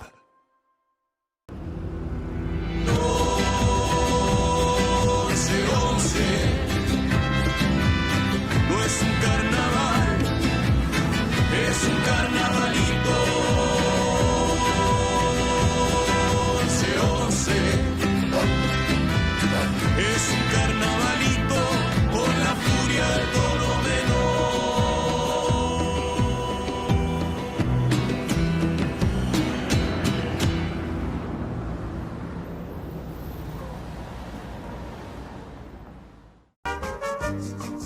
Hola, soy Patricia Palmer y este es mi top 3 de las bibliotecas más lindas de la ciudad. 1. Biblioteca Nacional de Buenos Aires. Una de las bibliotecas más modernas de la ciudad, construida por Clorindo Testa en un estilo brutalista que es brutal. No te la podés perder. Ahí podés leer toda la literatura nacional y además el archivo más impresionante que tiene Buenos Aires.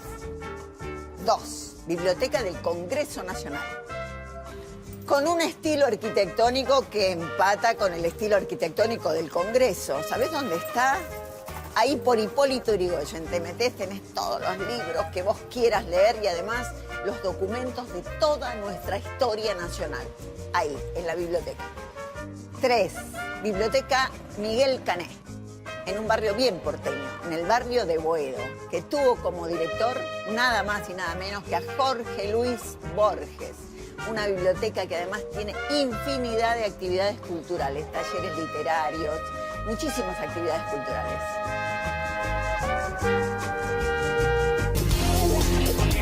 Diez minutos pasan de las 6 de la tarde. 11 58 35 87 69 nuestro WhatsApp para que dejes tu mensaje. Con el próximo tema vamos a leerte, claro, porque mira, ¿de qué hablamos, Vamos a hablar en este espacio, en este momento, de este bloque. Son cracks, pero se emocionan. ¿De qué estamos hablando?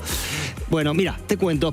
Bielsa, él dijo que el fracaso no les quite la autoestima. Esto es una entrevista, la ampliamos. Escuchá muy bien sus declaraciones y después debatimos. Yo siempre digo una palabra. Yo soy tóxico. Relacionarse conmigo empeora al que se relaciona conmigo. Sí, tóxico. ¿Me entiendes? Hay tipos tóxicos.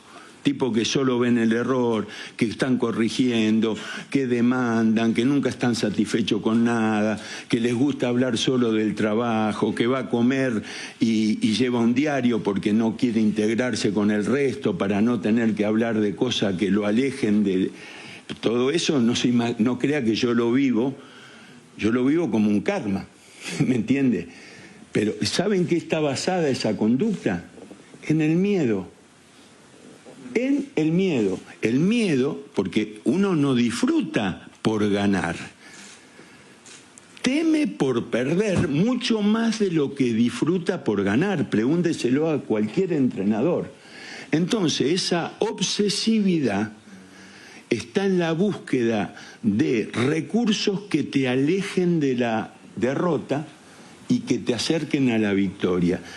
Y los entrenadores en general, salvo grandes irresponsables que hay que aplaudirlos, celebrarlos, si usted le decía esto a Cruyff o a Menotti creía todo lo contrario, vivía todo lo contrario de lo que yo pienso. Y yo quisiera vivir todo lo contrario de lo que vivo. Para debatirlo, ¿cierto? Soy tóxico, ¿eh? De eso hablaba Bielsa en esta entrevista hace un tiempo y la rescatamos para hablar un poco de la emocionalidad, ¿no es cierto? ¿Qué le pasa con las emociones a los deportistas? Más de elite, menos de elite, a los grandes deportistas también. ¿Qué hacen? ¿Con quién hablan? ¿En qué lugares pueden también drenar esa emocionalidad? Lo tenemos, por supuesto, a este gran preparador físico, Fernando Signorini. Bienvenido. Bravo. ¿Cómo anda? Gracias por estar acá. No, muy bien. Estoy muy bien. ¿Vos qué haces con tu emocionalidad? ¿Cómo manejas tu emoción, tus emociones? Sé que yo hace muchos años, en un libro que se llama El secreto del laberinto, de Fernando Sánchez Dragó, creo que ya fallecido, fue Premio Planeta en el 82, memoricé una frase que él trajo de un pensador oriental de 3000 años antes de Cristo que dice: controla las emociones. El goce de los sentidos es la matriz de los futuros problemas.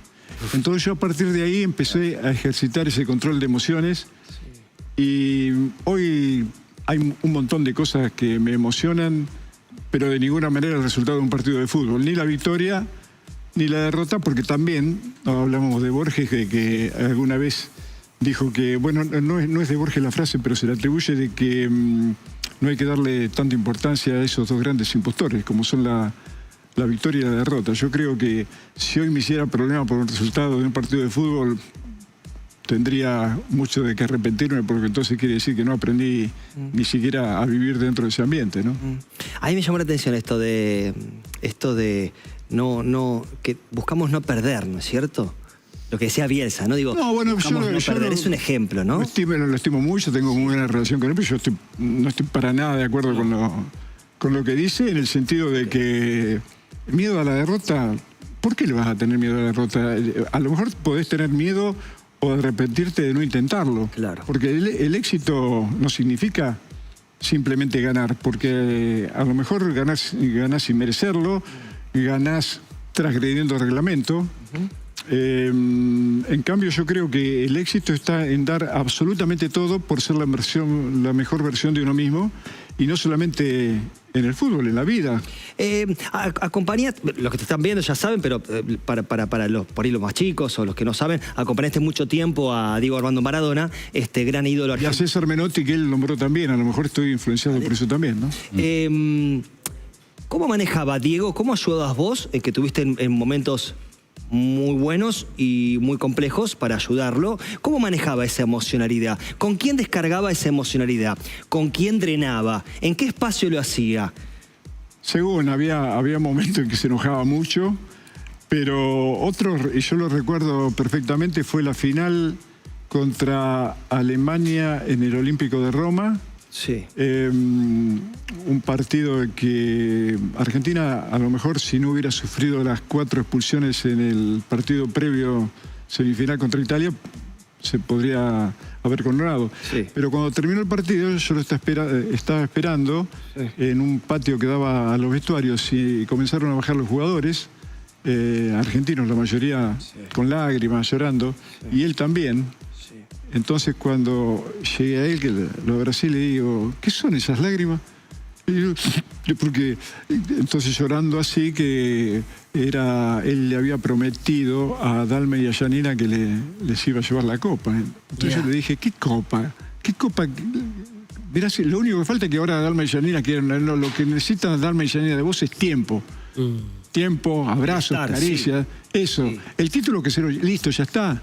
Bueno, por ahí él ponía ese amor en la copa hacia ellas en vez de estar tanto presente, ¿no? O no podía. Claro, pero yo creo que es una exageración, y para mí casi incomprensible, darle tanta importancia hoy al fútbol cuando pasan las cosas que pasan en el mundo. Yo creo, sí, estoy de acuerdo con eso de que a lo mejor, lo dijo un papa, el fútbol es la más importante de las cosas menos importantes, pero para mí no es ni mucho menos algo que me pueda... No, yo trato de hacer las cosas o de ayudar en lo que pueda al jugador para estar de la mejor manera, pero una vez que comenzó el partido, Yo disfruto de él y soy capaz de disfrutar del otro equipo si juega mejor que el que estoy yo. Igual digo, más allá del fútbol, ¿no es cierto? Digo, qué importante, ¿no es cierto? Manejar la emocionalidad y poder ser uno y encontrar el lugar, ¿no es cierto? Sergio, querías preguntar. Sí, quería hacerle una pregunta, porque más allá de lo que vos pienses, ¿no aparece el temor en las figuras futbolísticas, por ejemplo, los directores técnicos? ¿No aparece ese temor a perder? El mismo Sí, Marcelo gran está valentía, reconociendo, lo pero eso es un problema de ellos que no pudieron resolver todavía.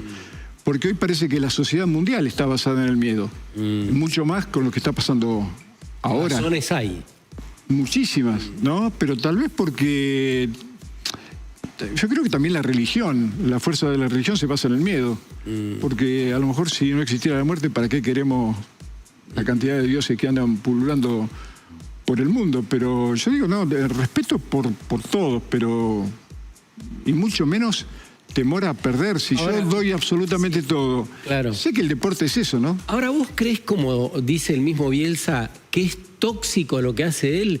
Tóxico sería si no lo reconoce, pero él lo menciona, le da la catadura y dice que no está bueno, que él no se siente bien con eso. No, yo creo que es tóxico para él, claro, porque debe vivir muy mal, debe sufrir de gastritis, no debe poder dormir bien. Y a mí si un partido de fútbol le produce gastritis o no me deja dormir, entonces me tengo que preocupar, porque como decía anteriormente, no he captado de qué se trata el juego, la competencia. La competencia sí, claro, uno juega para ganar, pero yo creo que mucho más importante que eso, y eso también lo dijo Menotti, son los medios que se utilizan para lograr los fines, ¿no? Porque si para ganar yo hago cosas que están reñidas con el reglamento, reñidos con la ética que el mismo contiene, entonces eso no se puede llamar una victoria. Él habla de fracaso. ¿Cómo vas a llamar fracaso a perder un partido? Si vos hiciste todo para ganarlo. Fracaso es que los chicos en un país como Argentina, que tiene alimentos por aire, por mar y por tierra, padezca el 8.2 de mortalidad infantil por cada 1000 chicos nacidos vivos. Eso es un fracaso.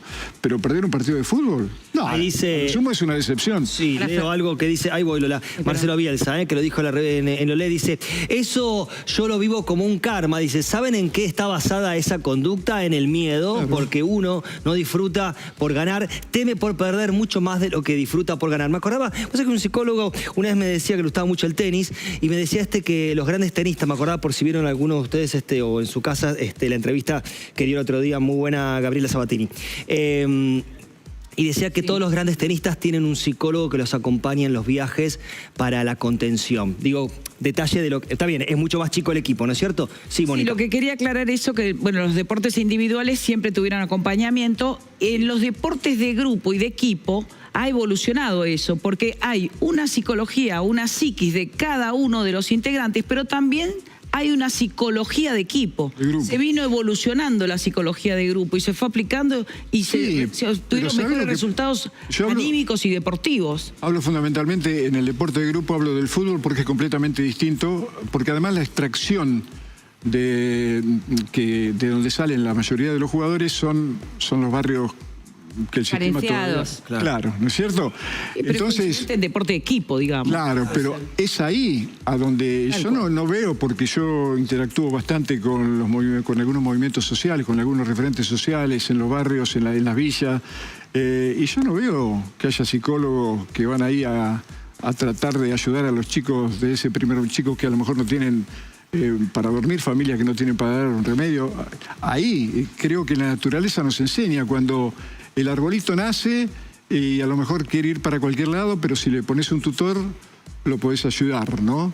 Pero cuando el tronco es leñoso, a lo mejor ya las soluciones que le podés dar no sirven para nada. Y eso es lo que pasa generalmente. ¿Es importante el psicólogo?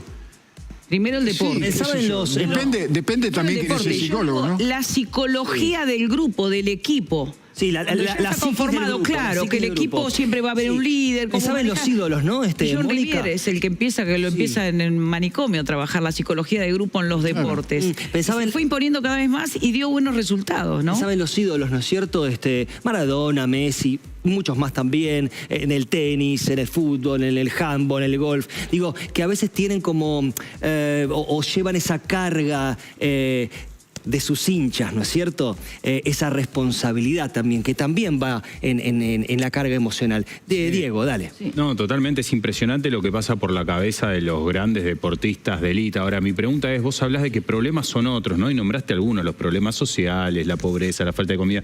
Pero digo, ¿qué crees o qué nos podés explicar a nosotros simples mortales para que podamos tratar de entender el micromundo de la cabeza de un deportista de élite que tiene absolutamente todo, sobre todo hoy económicamente hablando, y de golpe le parece tan pero tan importante ganar o perder, de llevarlo a la depresión o al llanto, a no hablar con sus hijos, a no hablar con su familia?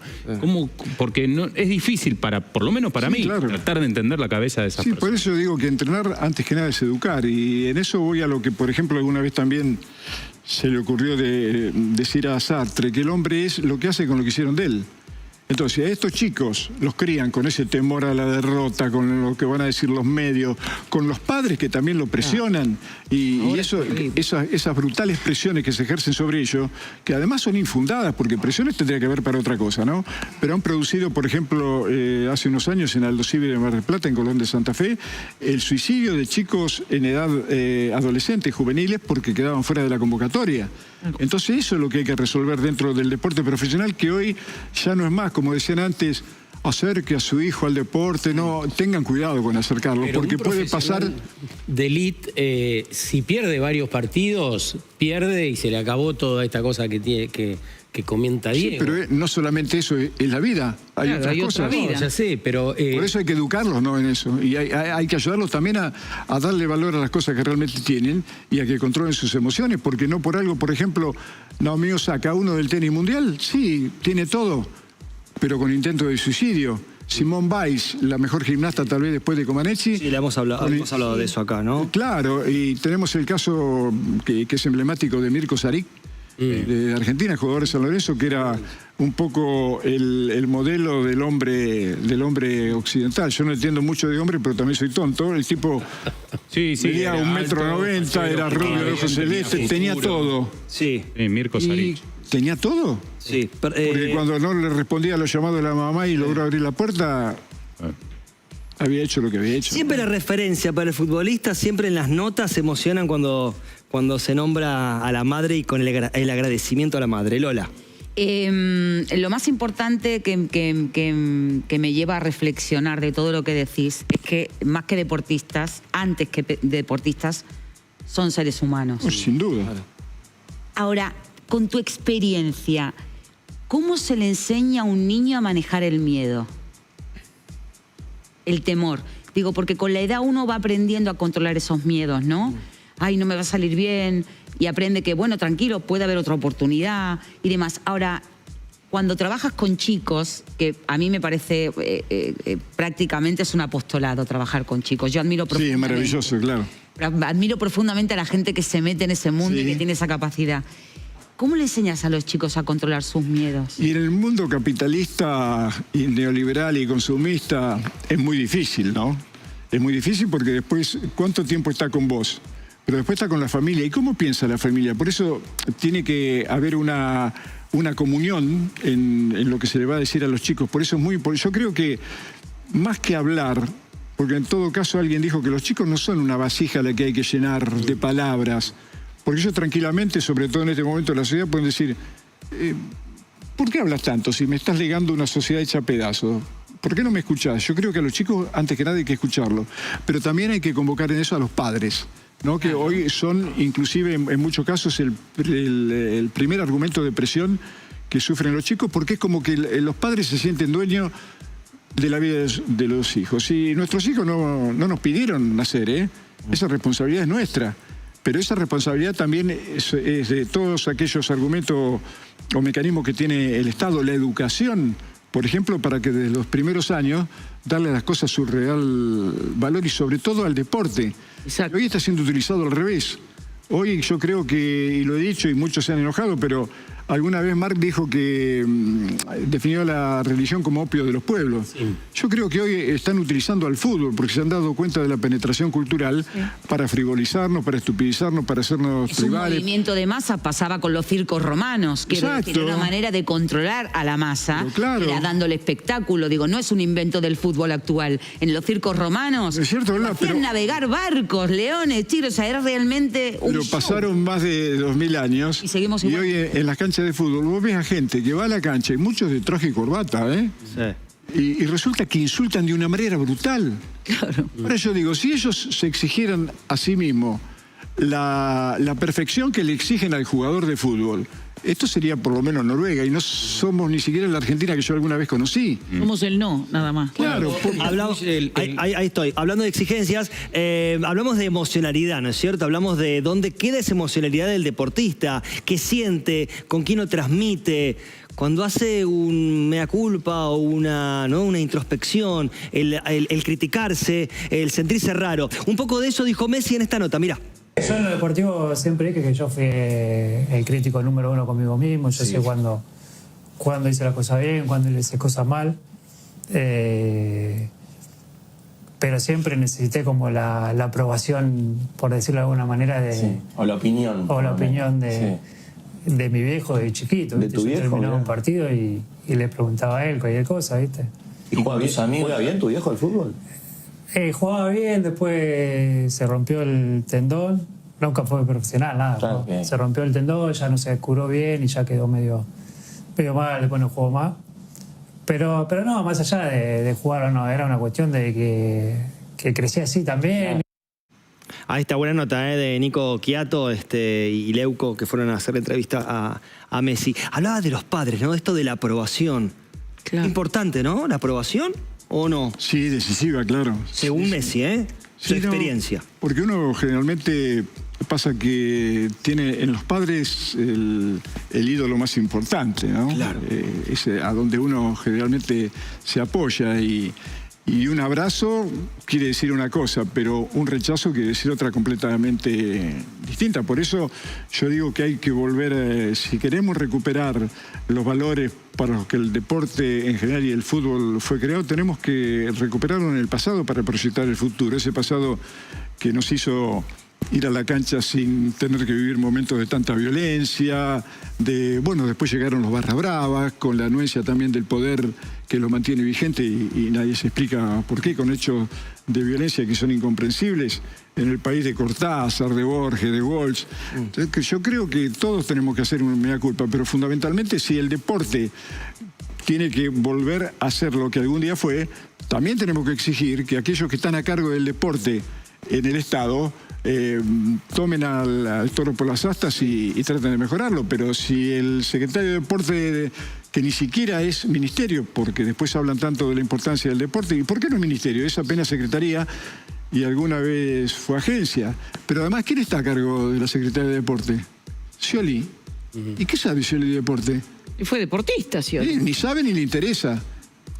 Entonces yo creo que en esos lugares tiene que haber, porque el deporte tomado como argumento cultural y formativo, tiene que tener a cargo gente que sea capaz de transmitir esos valores, pero de que le importe realmente. O sea que en la mayoría de los lugares donde se practica deporte, y sobre todo en el interior, hay cantidad de chicos, 100, 200 o 400, no hay personal médico que los esté custodiando, no hay ni siquiera un desfibrilador, con lo importante que es eso. Primero, la seguridad de la salud de quienes practican, además para tranquilidad de los padres, ¿no? Sí. Pero no, hoy parece que lo único que importa, se piensa en el deportista solamente como deportista y no como... Sí, pero Sergio, estabas con una pregunta pendiente. No, me hiciste pensar, ¿no? ¿Qué perfil debiera tener alguien que ocupe un ministerio de deportes, por ejemplo, ¿no? Que tiene que ser un médico, un sociólogo. Porque es interesante este planteo, porque Scioli manejó una lancha. Profesor de educación física. Alguna vez, pero digo, yo digo que está interesante apuntar a deshacernos de funcionarios mediocres y apuntar a la excelencia, ¿no? Alguien con profundo sentido humanista. Sí. ¿No? Hablando de excelencia, la excelencia, la tienen, los padres, esto volviendo al tema anterior, esto de los padres, hablamos de los padres y también de las madres. Qué importantes son las madres en los jugadores, en los profesionales. ¿Las tenemos? Mirá. Una mujer, por ahora estoy bien con mi mamá. tengo palabras para... Sí, no lo son ellos. Yo siempre decía la frase, mi viejo llegó antes y no yo me casaba con mi vieja. Trabajo para el psicólogo. Frase, nunca la había escuchado. Qué gran frase. Trabajo para el psicólogo. Bueno, digo esto que escuchamos, ¿no? Digo, aplica a todos, ¿no? ¿No es cierto? La mamá siempre está ahí atrás. ¿No es cierto, Fer? Sí, decididamente, claro. Es que la mamá es la que... A ver, muchas veces dicen, ay, qué cosa con las madres. Vos hablas con madres de chicos deportistas. Y tienes que llevarlo, traerlo, sí. Vos no sabés lo que es. Vos no sabés lo que es. Porque además los entrenamientos no es que me tomo el subte y en 2 paradas, no. Están en no sé dónde, tenés que ir, volver. Llegaste y por lluvia se suspende y te volviste.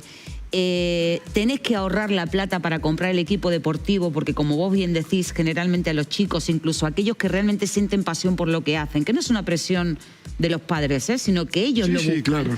Tienes que acompañarlos con el equipo. No me acuerdo, hace un par de años o 3 entrevistaba a un enano así, que no me acuerdo si tenía 9 o 10 años, tratando de buscar plata para unos patines porque iba a competir a nivel mundial representando a la Argentina. Quiero decir, y es esa madre que dice, mira, no lo tengo, pero lo vamos a conseguir. Me voy a un canal de televisión, de alguna manera vamos a...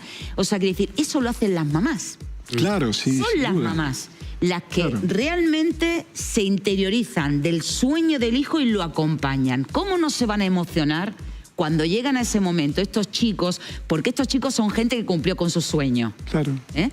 ¿Cómo no se van a emocionar? Si se dan cuenta de quién fue la que estuvo en las buenas, en las malas. Es que parte de ese sueño, ¿no es cierto?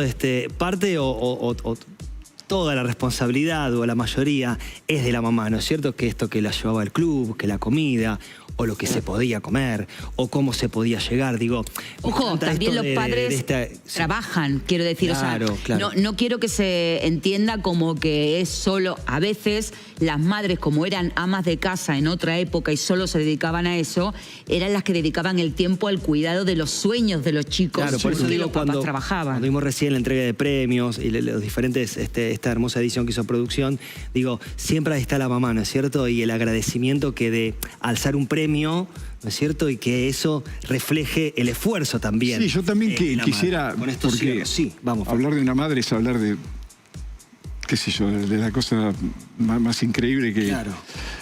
Pero yo también quisiera rescatar el esfuerzo de millones de madres que hacen a lo mejor el mismo esfuerzo que la madre de estos chicos. Madre de los presos. Que no llegan a nada, pero que sin embargo los siguen acompañando y son capaces de cobijarlos y a lo mejor, qué sé yo, trabajan a cambio de nada y que sufren también el desprecio de muchos.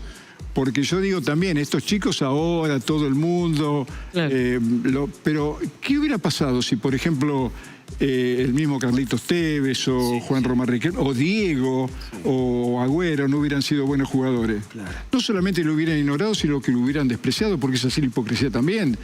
Entonces, por eso yo decía, alguien con un profundo contenido humanista, y creo que la educación ya desde hace tiempo tendría que basarse en eso, desde el jardín de infante, en desarrollar la sensibilidad como uno de los principales argumentos de los seres humanos, el respeto por el otro, la nobleza. La empatía. Me parece que, claro. Bueno, gracias por visitarnos. Aplausos, Fernando Signorini. Y poder siempre expresar, ¿no es cierto? Que la emocionalidad esté al borde ahí. Tener siempre a alguien con quien puedas expresarte, encontrar tu lugar, tu hueco. Terapeuta, tu mejor amigo, tu mamá, tu papá, el vecino, quien sea. Poder expresar e ir liviano. Cualquier deporte el que sea. Y no quiere decir que con eso tengas que ganar. Ya ganás siendo vos. Ahí venimos. Corte en cómo estamos hoy. Dale. If someone told me that the world would end tonight, you could take all that I got for once, I wouldn't start a fight. You could have my liquor, take my dinner, take my fun, my birthday cake, my soul, my dog, take everything I love, but oh, one.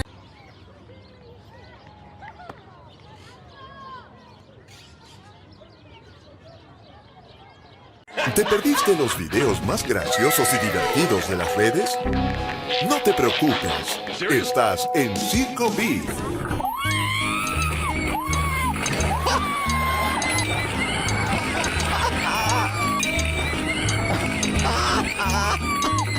Dejen de viralizar abuelos. No todo es un reel de TikTok. Igual, gracias por esto porque nos sirve a nosotros como contenido, por supuesto. Fernando Valmayor te muestra los virales de los que todos hablan. Circo Beat.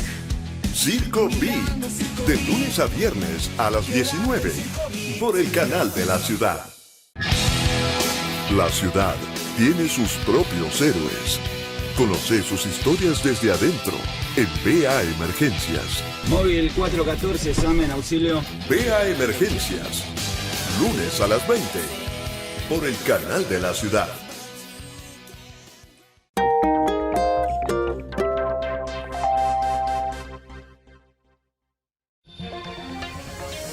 Simplemente información al terminar tu día.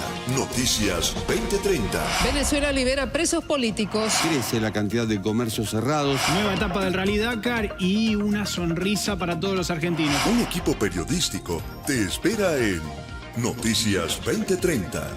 El rigor del dato. Con Silvina Brandimarte y Jorge Elías. De lunes a viernes. Por el canal de la ciudad. Hola, soy Cristina Mucci y este es mi top 3 de las librerías más lindas de la ciudad. Número 1, Naeski. Es una librería que está en una esquina bien de barrio. Hay dibujos de rap, hay músicos en la vereda muchas veces, hay conferencias, hay presentaciones de libros, en fin, le cambió la cara cultural a Villa Urquiza. Número 2, Eterna Cadencia.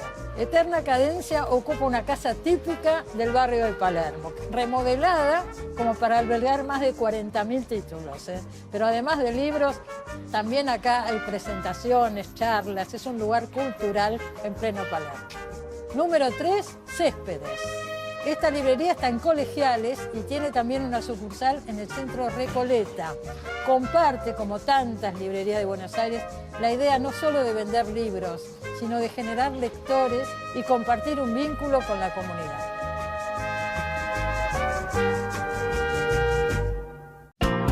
El mañana ya es hoy y la transformación no puede esperar. ¿Qué resulta más conveniente para el tiempo que vivimos? Somos una sociedad mucho más saludable desde lo humano, desde lo comunitario, desde lo familiar. Sos la generación de la transición. Va a ser incómodo, pero hay que protagonizarlo. La transición con Sergio Elguezábal.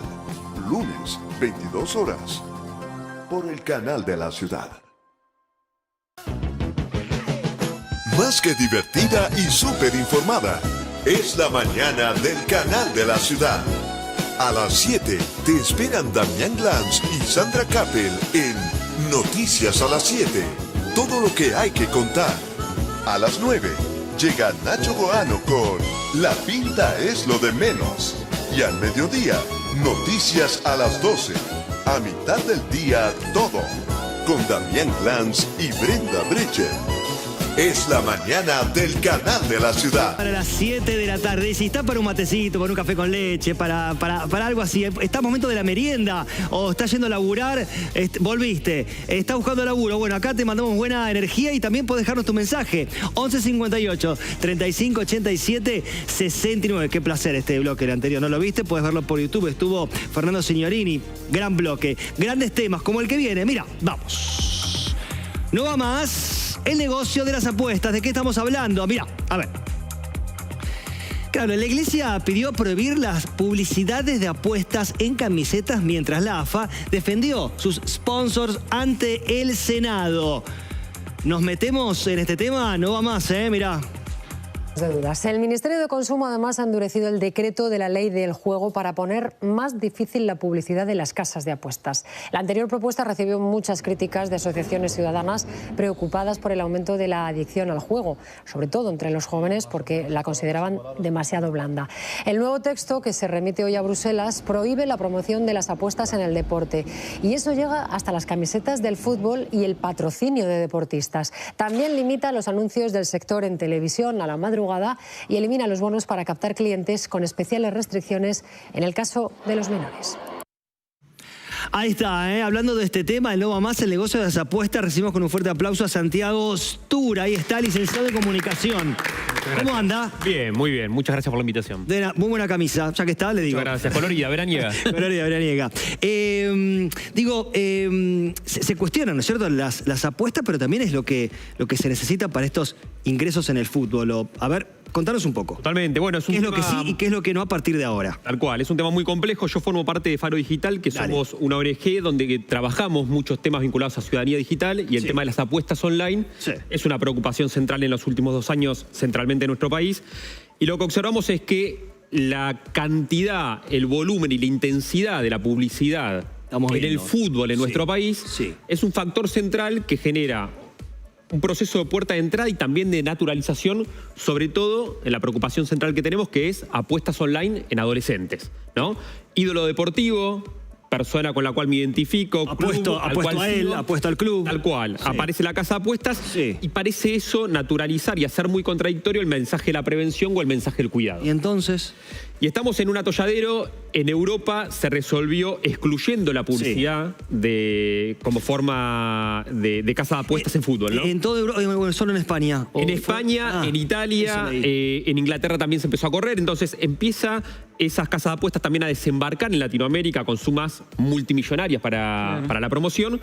Y nosotros formamos parte del debate, sobre todo en Diputados Nación y en Senado Nación ahora, de cómo pensar la regulación. Nosotros lo que decíamos es, hay que trabajar fuerte en atacar a las casas de apuestas ilegales, en regular la publicidad de las legales y sobre todo en trabajar en la concientización y prevención en adolescencia, ¿no? Porque es una foto, pero cuando uno abre el lente ve una película mucho más grande. ¿Qué se ve ahí en esa película grande? En esa película lo que nosotros vemos son niños y niñas que empiezan a jugar a videojuegos con lógicas de monetización y azar a edades cada vez más tempranas, ¿no?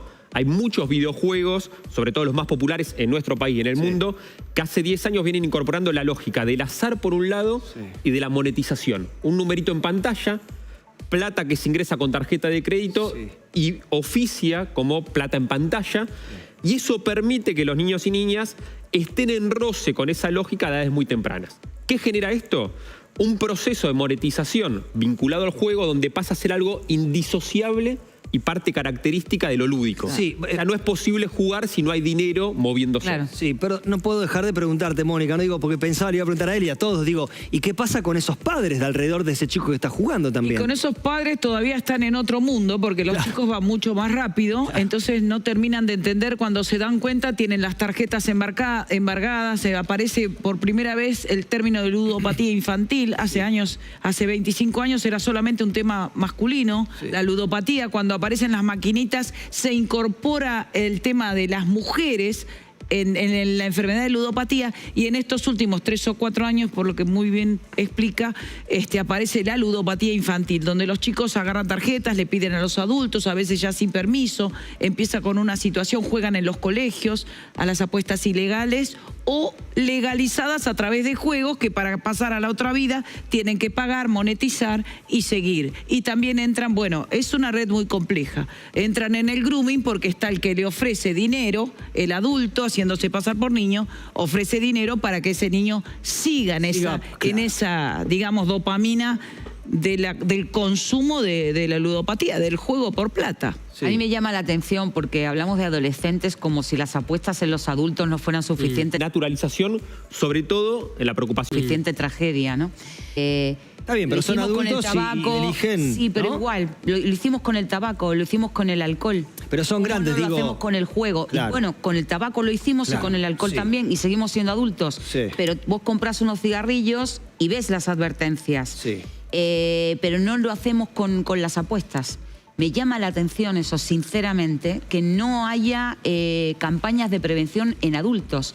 Porque si vos tenés un papá que es ludópata, vos tenés grandes chances de terminar ahí también. Si vos ves que tu papá apuesta en partidos de fútbol, vos tenés una gran chance de terminar. Pero, perdón, uno puede apostar y puede ser una cosa es ludópata, está bien, pero digo, antes es un juego. El tema es que no llegue a ser ludópata esa persona. Es pregunta, pero está bueno. Me estoy metiendo con este tema, Es mi propia reflexión. Claro, está bien. Claro. Pero digo, también antes es juego. ¿Cuándo es ludópata? No, bueno, también tenés que ver... Está bien la prevención que dice Cuando Lola, empieza a pero... robar, quizás. Cuando empieza a robar. Yo creo que nosotros también recién hablábamos del ejemplo de lo que significa una madre y un padre para un hijo. Cuando uno está inmerso en la ludopatía y no lo puede controlar... Manejar y ya... muchas veces...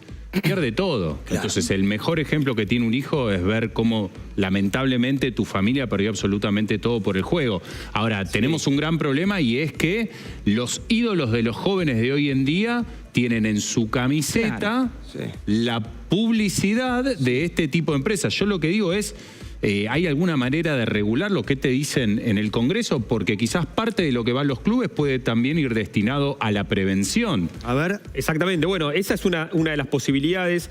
Lo que nosotros planteamos es que hay distintas puertas de entrada. Aparece sin lugar a dudas la naturalización o la puerta de entrada de esa promoción fantástica e intensa que son los clubes deportivos. Después también están los influencers, ¿no? Sí. Están los TikTokers, los chicos en ese territorio digital construyen un sistema de referencias, personas a las que siguen, modelos de vidas que se muestran y muchas veces esas propias referencias son las que invitan a apostar ofreciendo un código, una puerta de entrada. Es importante lo que decía Emiliano y nosotros sobre todo en adolescencia tenemos ese cuidado, ¿no? Hablamos de consumo problemático. Nos parece que la etiqueta o la categoría de ludopatía es una categoría problemática, sobre todo en la adolescencia, porque es una categoría muy fuerte, ¿no? Es un chico que está atravesando un consumo problemático, pero que puede salir y ser otra cosa. Entonces, somos cuidadosos en la adolescencia, sobre todo porque es un momento de mucha distancia intergeneracional, de una adolescencia que está muy desamparada, muy sola, que no encuentra un sistema de referencia adulto para conversar de estos temas. Con el cartelito que colocamos. Tratamos de generar diálogo, generar escucha, acompañamiento, prevención y sí ser más rígidos con las plataformas, con los clubes de fútbol, con las casas de apuestas, ¿no? Ahí hay que regular porque ahí hay un mundo adulto invitando a adolescentes a apostar y eso es ilegal. Ahora, yo te quiero preguntar, estamos hablando del deporte que vienen los pibes, los grandes, vemos todos, multitudes, millones, programas de televisión, mayor rating, fútbol. Las publicidades de cigarrillos, de bebidas alcohólicas y ahora de juegos online. Todo ligado a las adicciones. ¿Qué te hace pensar esto? ¿Por qué el fútbol, que es un deporte que debiera servir para sanar a los pueblos, los envenena o te manda un mensaje que nos envenena? Es muy interesante lo que decís y lo primero que se me viene es el ejemplo, recordarán ustedes cuando se hablaba de regular la publicidad de las tabacaleras, que se decía en la Fórmula 1, que iba a desaparecer, porque recordarán ustedes, Ferrari, las grandes McLaren, las grandes escuderías, con principal sponsor a las tabacaleras. Se corrió y la Fórmula 1 sigue funcionando, ¿no? El tema es la presión, es el lobby, las sumas multimillonarias, ¿no? El tema es poder desnaturalizar esa idea de sin este sponsor se cae el deporte, ¿no? Hay que romper con esa idea, es un mito con el que se juega muy fuerte y pensar de qué manera se puede regular la publicidad para que haya un mundo adulto que de manera cuidada, de manera acompañada, elija apostar y tome decisiones, pero no es lo mismo la adolescencia, ¿no? Todo consumo problemático siempre es más intenso en la adolescencia que en la adultez. Hablamos de apuestas a adolescentes en este caso, y hablando de mensajes, hablamos de UNICEF. UNICEF también dio su mensaje y lo queremos compartir. Mirá. Saca la defensa del Depo con un pelotazo largo. La baja del Toro de pecho, la aguanta. Gambeta magistral del Toro. Se la lleva a toda potencia. Pasó como una exhalación. Mano a mano con el arquero. Toro, gol. ¡Gol del Depo! 1 de cada 4 adolescentes apostó alguna vez en Argentina. Empezá hoy la charla con ellos. Las apuestas online afectan su salud mental. Busca más info y recomendaciones en unicef.org/Argentina. Qué impresionante. Muy la quería ver ahora en vivo, por eso. Es muy fuerte, está muy bien la publicidad. Muy bien. Nosotros un poco, desde Faro Digital, en lo que insistimos es, cuando miramos la película, y está muy bien esta publicidad porque sensibiliza, impacta, lo que tenemos que pensar es que en esa autoestima de ese adolescente o de todo adolescente que está atravesando un consumo problemático, hay un adolescente que está construyendo autoestima, identidad, trama vincular, ¿no? Son edades muy sensibles, la infancia, la preadolescencia, la adolescencia. Y en este momento actual, en esta época, son muchos los incentivos para pensar que el éxito tiene que mandar, que el camino del esfuerzo es muy largo y muy tedioso. El territorio digital lo que tiende a hacer es a disminuir la distancia entre deseo y concreción de deseo. Todo llega más rápido, ¿no? Entonces esto se inscribe en un esquema mucho más grande que tiene que ver con apuesta online, el trading, la idea de juego monetizado. Tenemos el testimonio de una madre que nos dijo, mi hijo de 8 años me dijo, mamá, no importa cómo juegues, llega más lejos el que más plata tiene. 8 años, ¿no? Se lo dijo a la madre. Se lo dijo a la madre. Lo que nosotros decimos ¿es una edad a la que un chico tiene que estar preocupado al momento de jugar por el dinero? La recorrida de ese chico, ¿no? Bueno, pero... trayectoria. Claro, va a haber un montón de años en los que va a estar preocupado por el dinero. No, pero el chico está preocupado desde más chico, y nosotros también lo vivimos. Hace menos de 10 minutos lo escuchábamos a Maradona. Usted tiene muchas familias que no alcanza, ¿entendés? No alcanza. Y los chicos, de alguna manera, en esa adicción, ven incluso la posibilidad de conseguir esa plata que en la casa no está. Entonces, como se está degradando lo que es la familia, el mantenimiento de la familia, de las cuestiones básicas, los chicos no es que buscan el éxito inmediato porque sí, más allá de las influencias de las redes sociales. Es porque también viven una realidad donde ven que en las casas el dinero no alcanza. Y esa es una realidad. Y otra cosa, como en todas las adicciones, los chicos se enfrentan al mundo adolescente. Vos en el colegio, donde lo más importante para vos es el grupo de pares, ¿te enfrentás con qué? Ponele, somos 5 amigos. No sabes, aposté, gané 100 pesos, tal. No, y no sabes apostar, dale, te enseño. Venga, hagámoslo, yo te presto. Sí. Como con las drogas. Dale, fumá, yo te invito para que el día de mañana vos compres el cigarrillo o compres la coca o compres el porro. Quiero decir, la metodología de introducirlo siempre también es desde el grupo de pares. ¿Por qué digo esto? Porque nos enfocamos mucho en la empresa, que evidentemente están programadas para adquirir más adictos, pero también hay una gran importancia en el grupo de pares. A lo que voy con esto es, ¿qué trabajo se está haciendo desde las organizaciones en los colegios con esos grupos que hacen apuestas en conjunto, con esos chicos que lo hacen en comunitario? Muy interesante lo que decís, porque efectivamente lo que nosotros vemos es que el sentido de pertenencia funciona como una presión muy grande, ¿no? Porque está así, como en todo grupo hay un grupito reducido que quizás es el que con más intensidad apuesta, el que más sigue a las casas de apuestas o mira las transmisiones en vivo por Kik, ¿no? Donde hay influencer apostando. Digo, eso es un grupo reducido que después lo que va generando es este sistema de legitimación, de invitación, de vení, sumate, si no te sumás quedas excluido, ¿no? El sentido de pertenencia. Entonces, trabajamos mucho en eso de poner palabra, de que los chicos y chicas puedan hablar de estos temas, conversar, saber qué pasa en las familias. Lo que nosotros notamos es que en relación a la adolescencia en general, a los territorios digitales, a las experiencias, hoy lo que hay es una falta de conversación, falta poner palabra a las experiencias de lo que sucede. Uno cuando habla con los chicos no hay un registro de las trayectorias laborales. Hagan el ejercicio, preguntarle a adolescentes para adolescentes de qué trabajaron sus abuelos y abuelas, de qué trabajaron sus tíos y tías, cuáles fueron los trabajos que ejercieron sus padres y madres. Hay un hiato intergeneracional, hay una distancia en la cual hay un mundo adulto con pluriempleo que conversa cada vez menos con los chicos que cada vez construyen conversación entre pares, sea en el territorio digital, con el chat o entre ellos, pero que se distancian cada vez más de ese mundo adulto que no los escucha y con el que no hablan. ¿Hay estadística de las apuestas según clases sociales?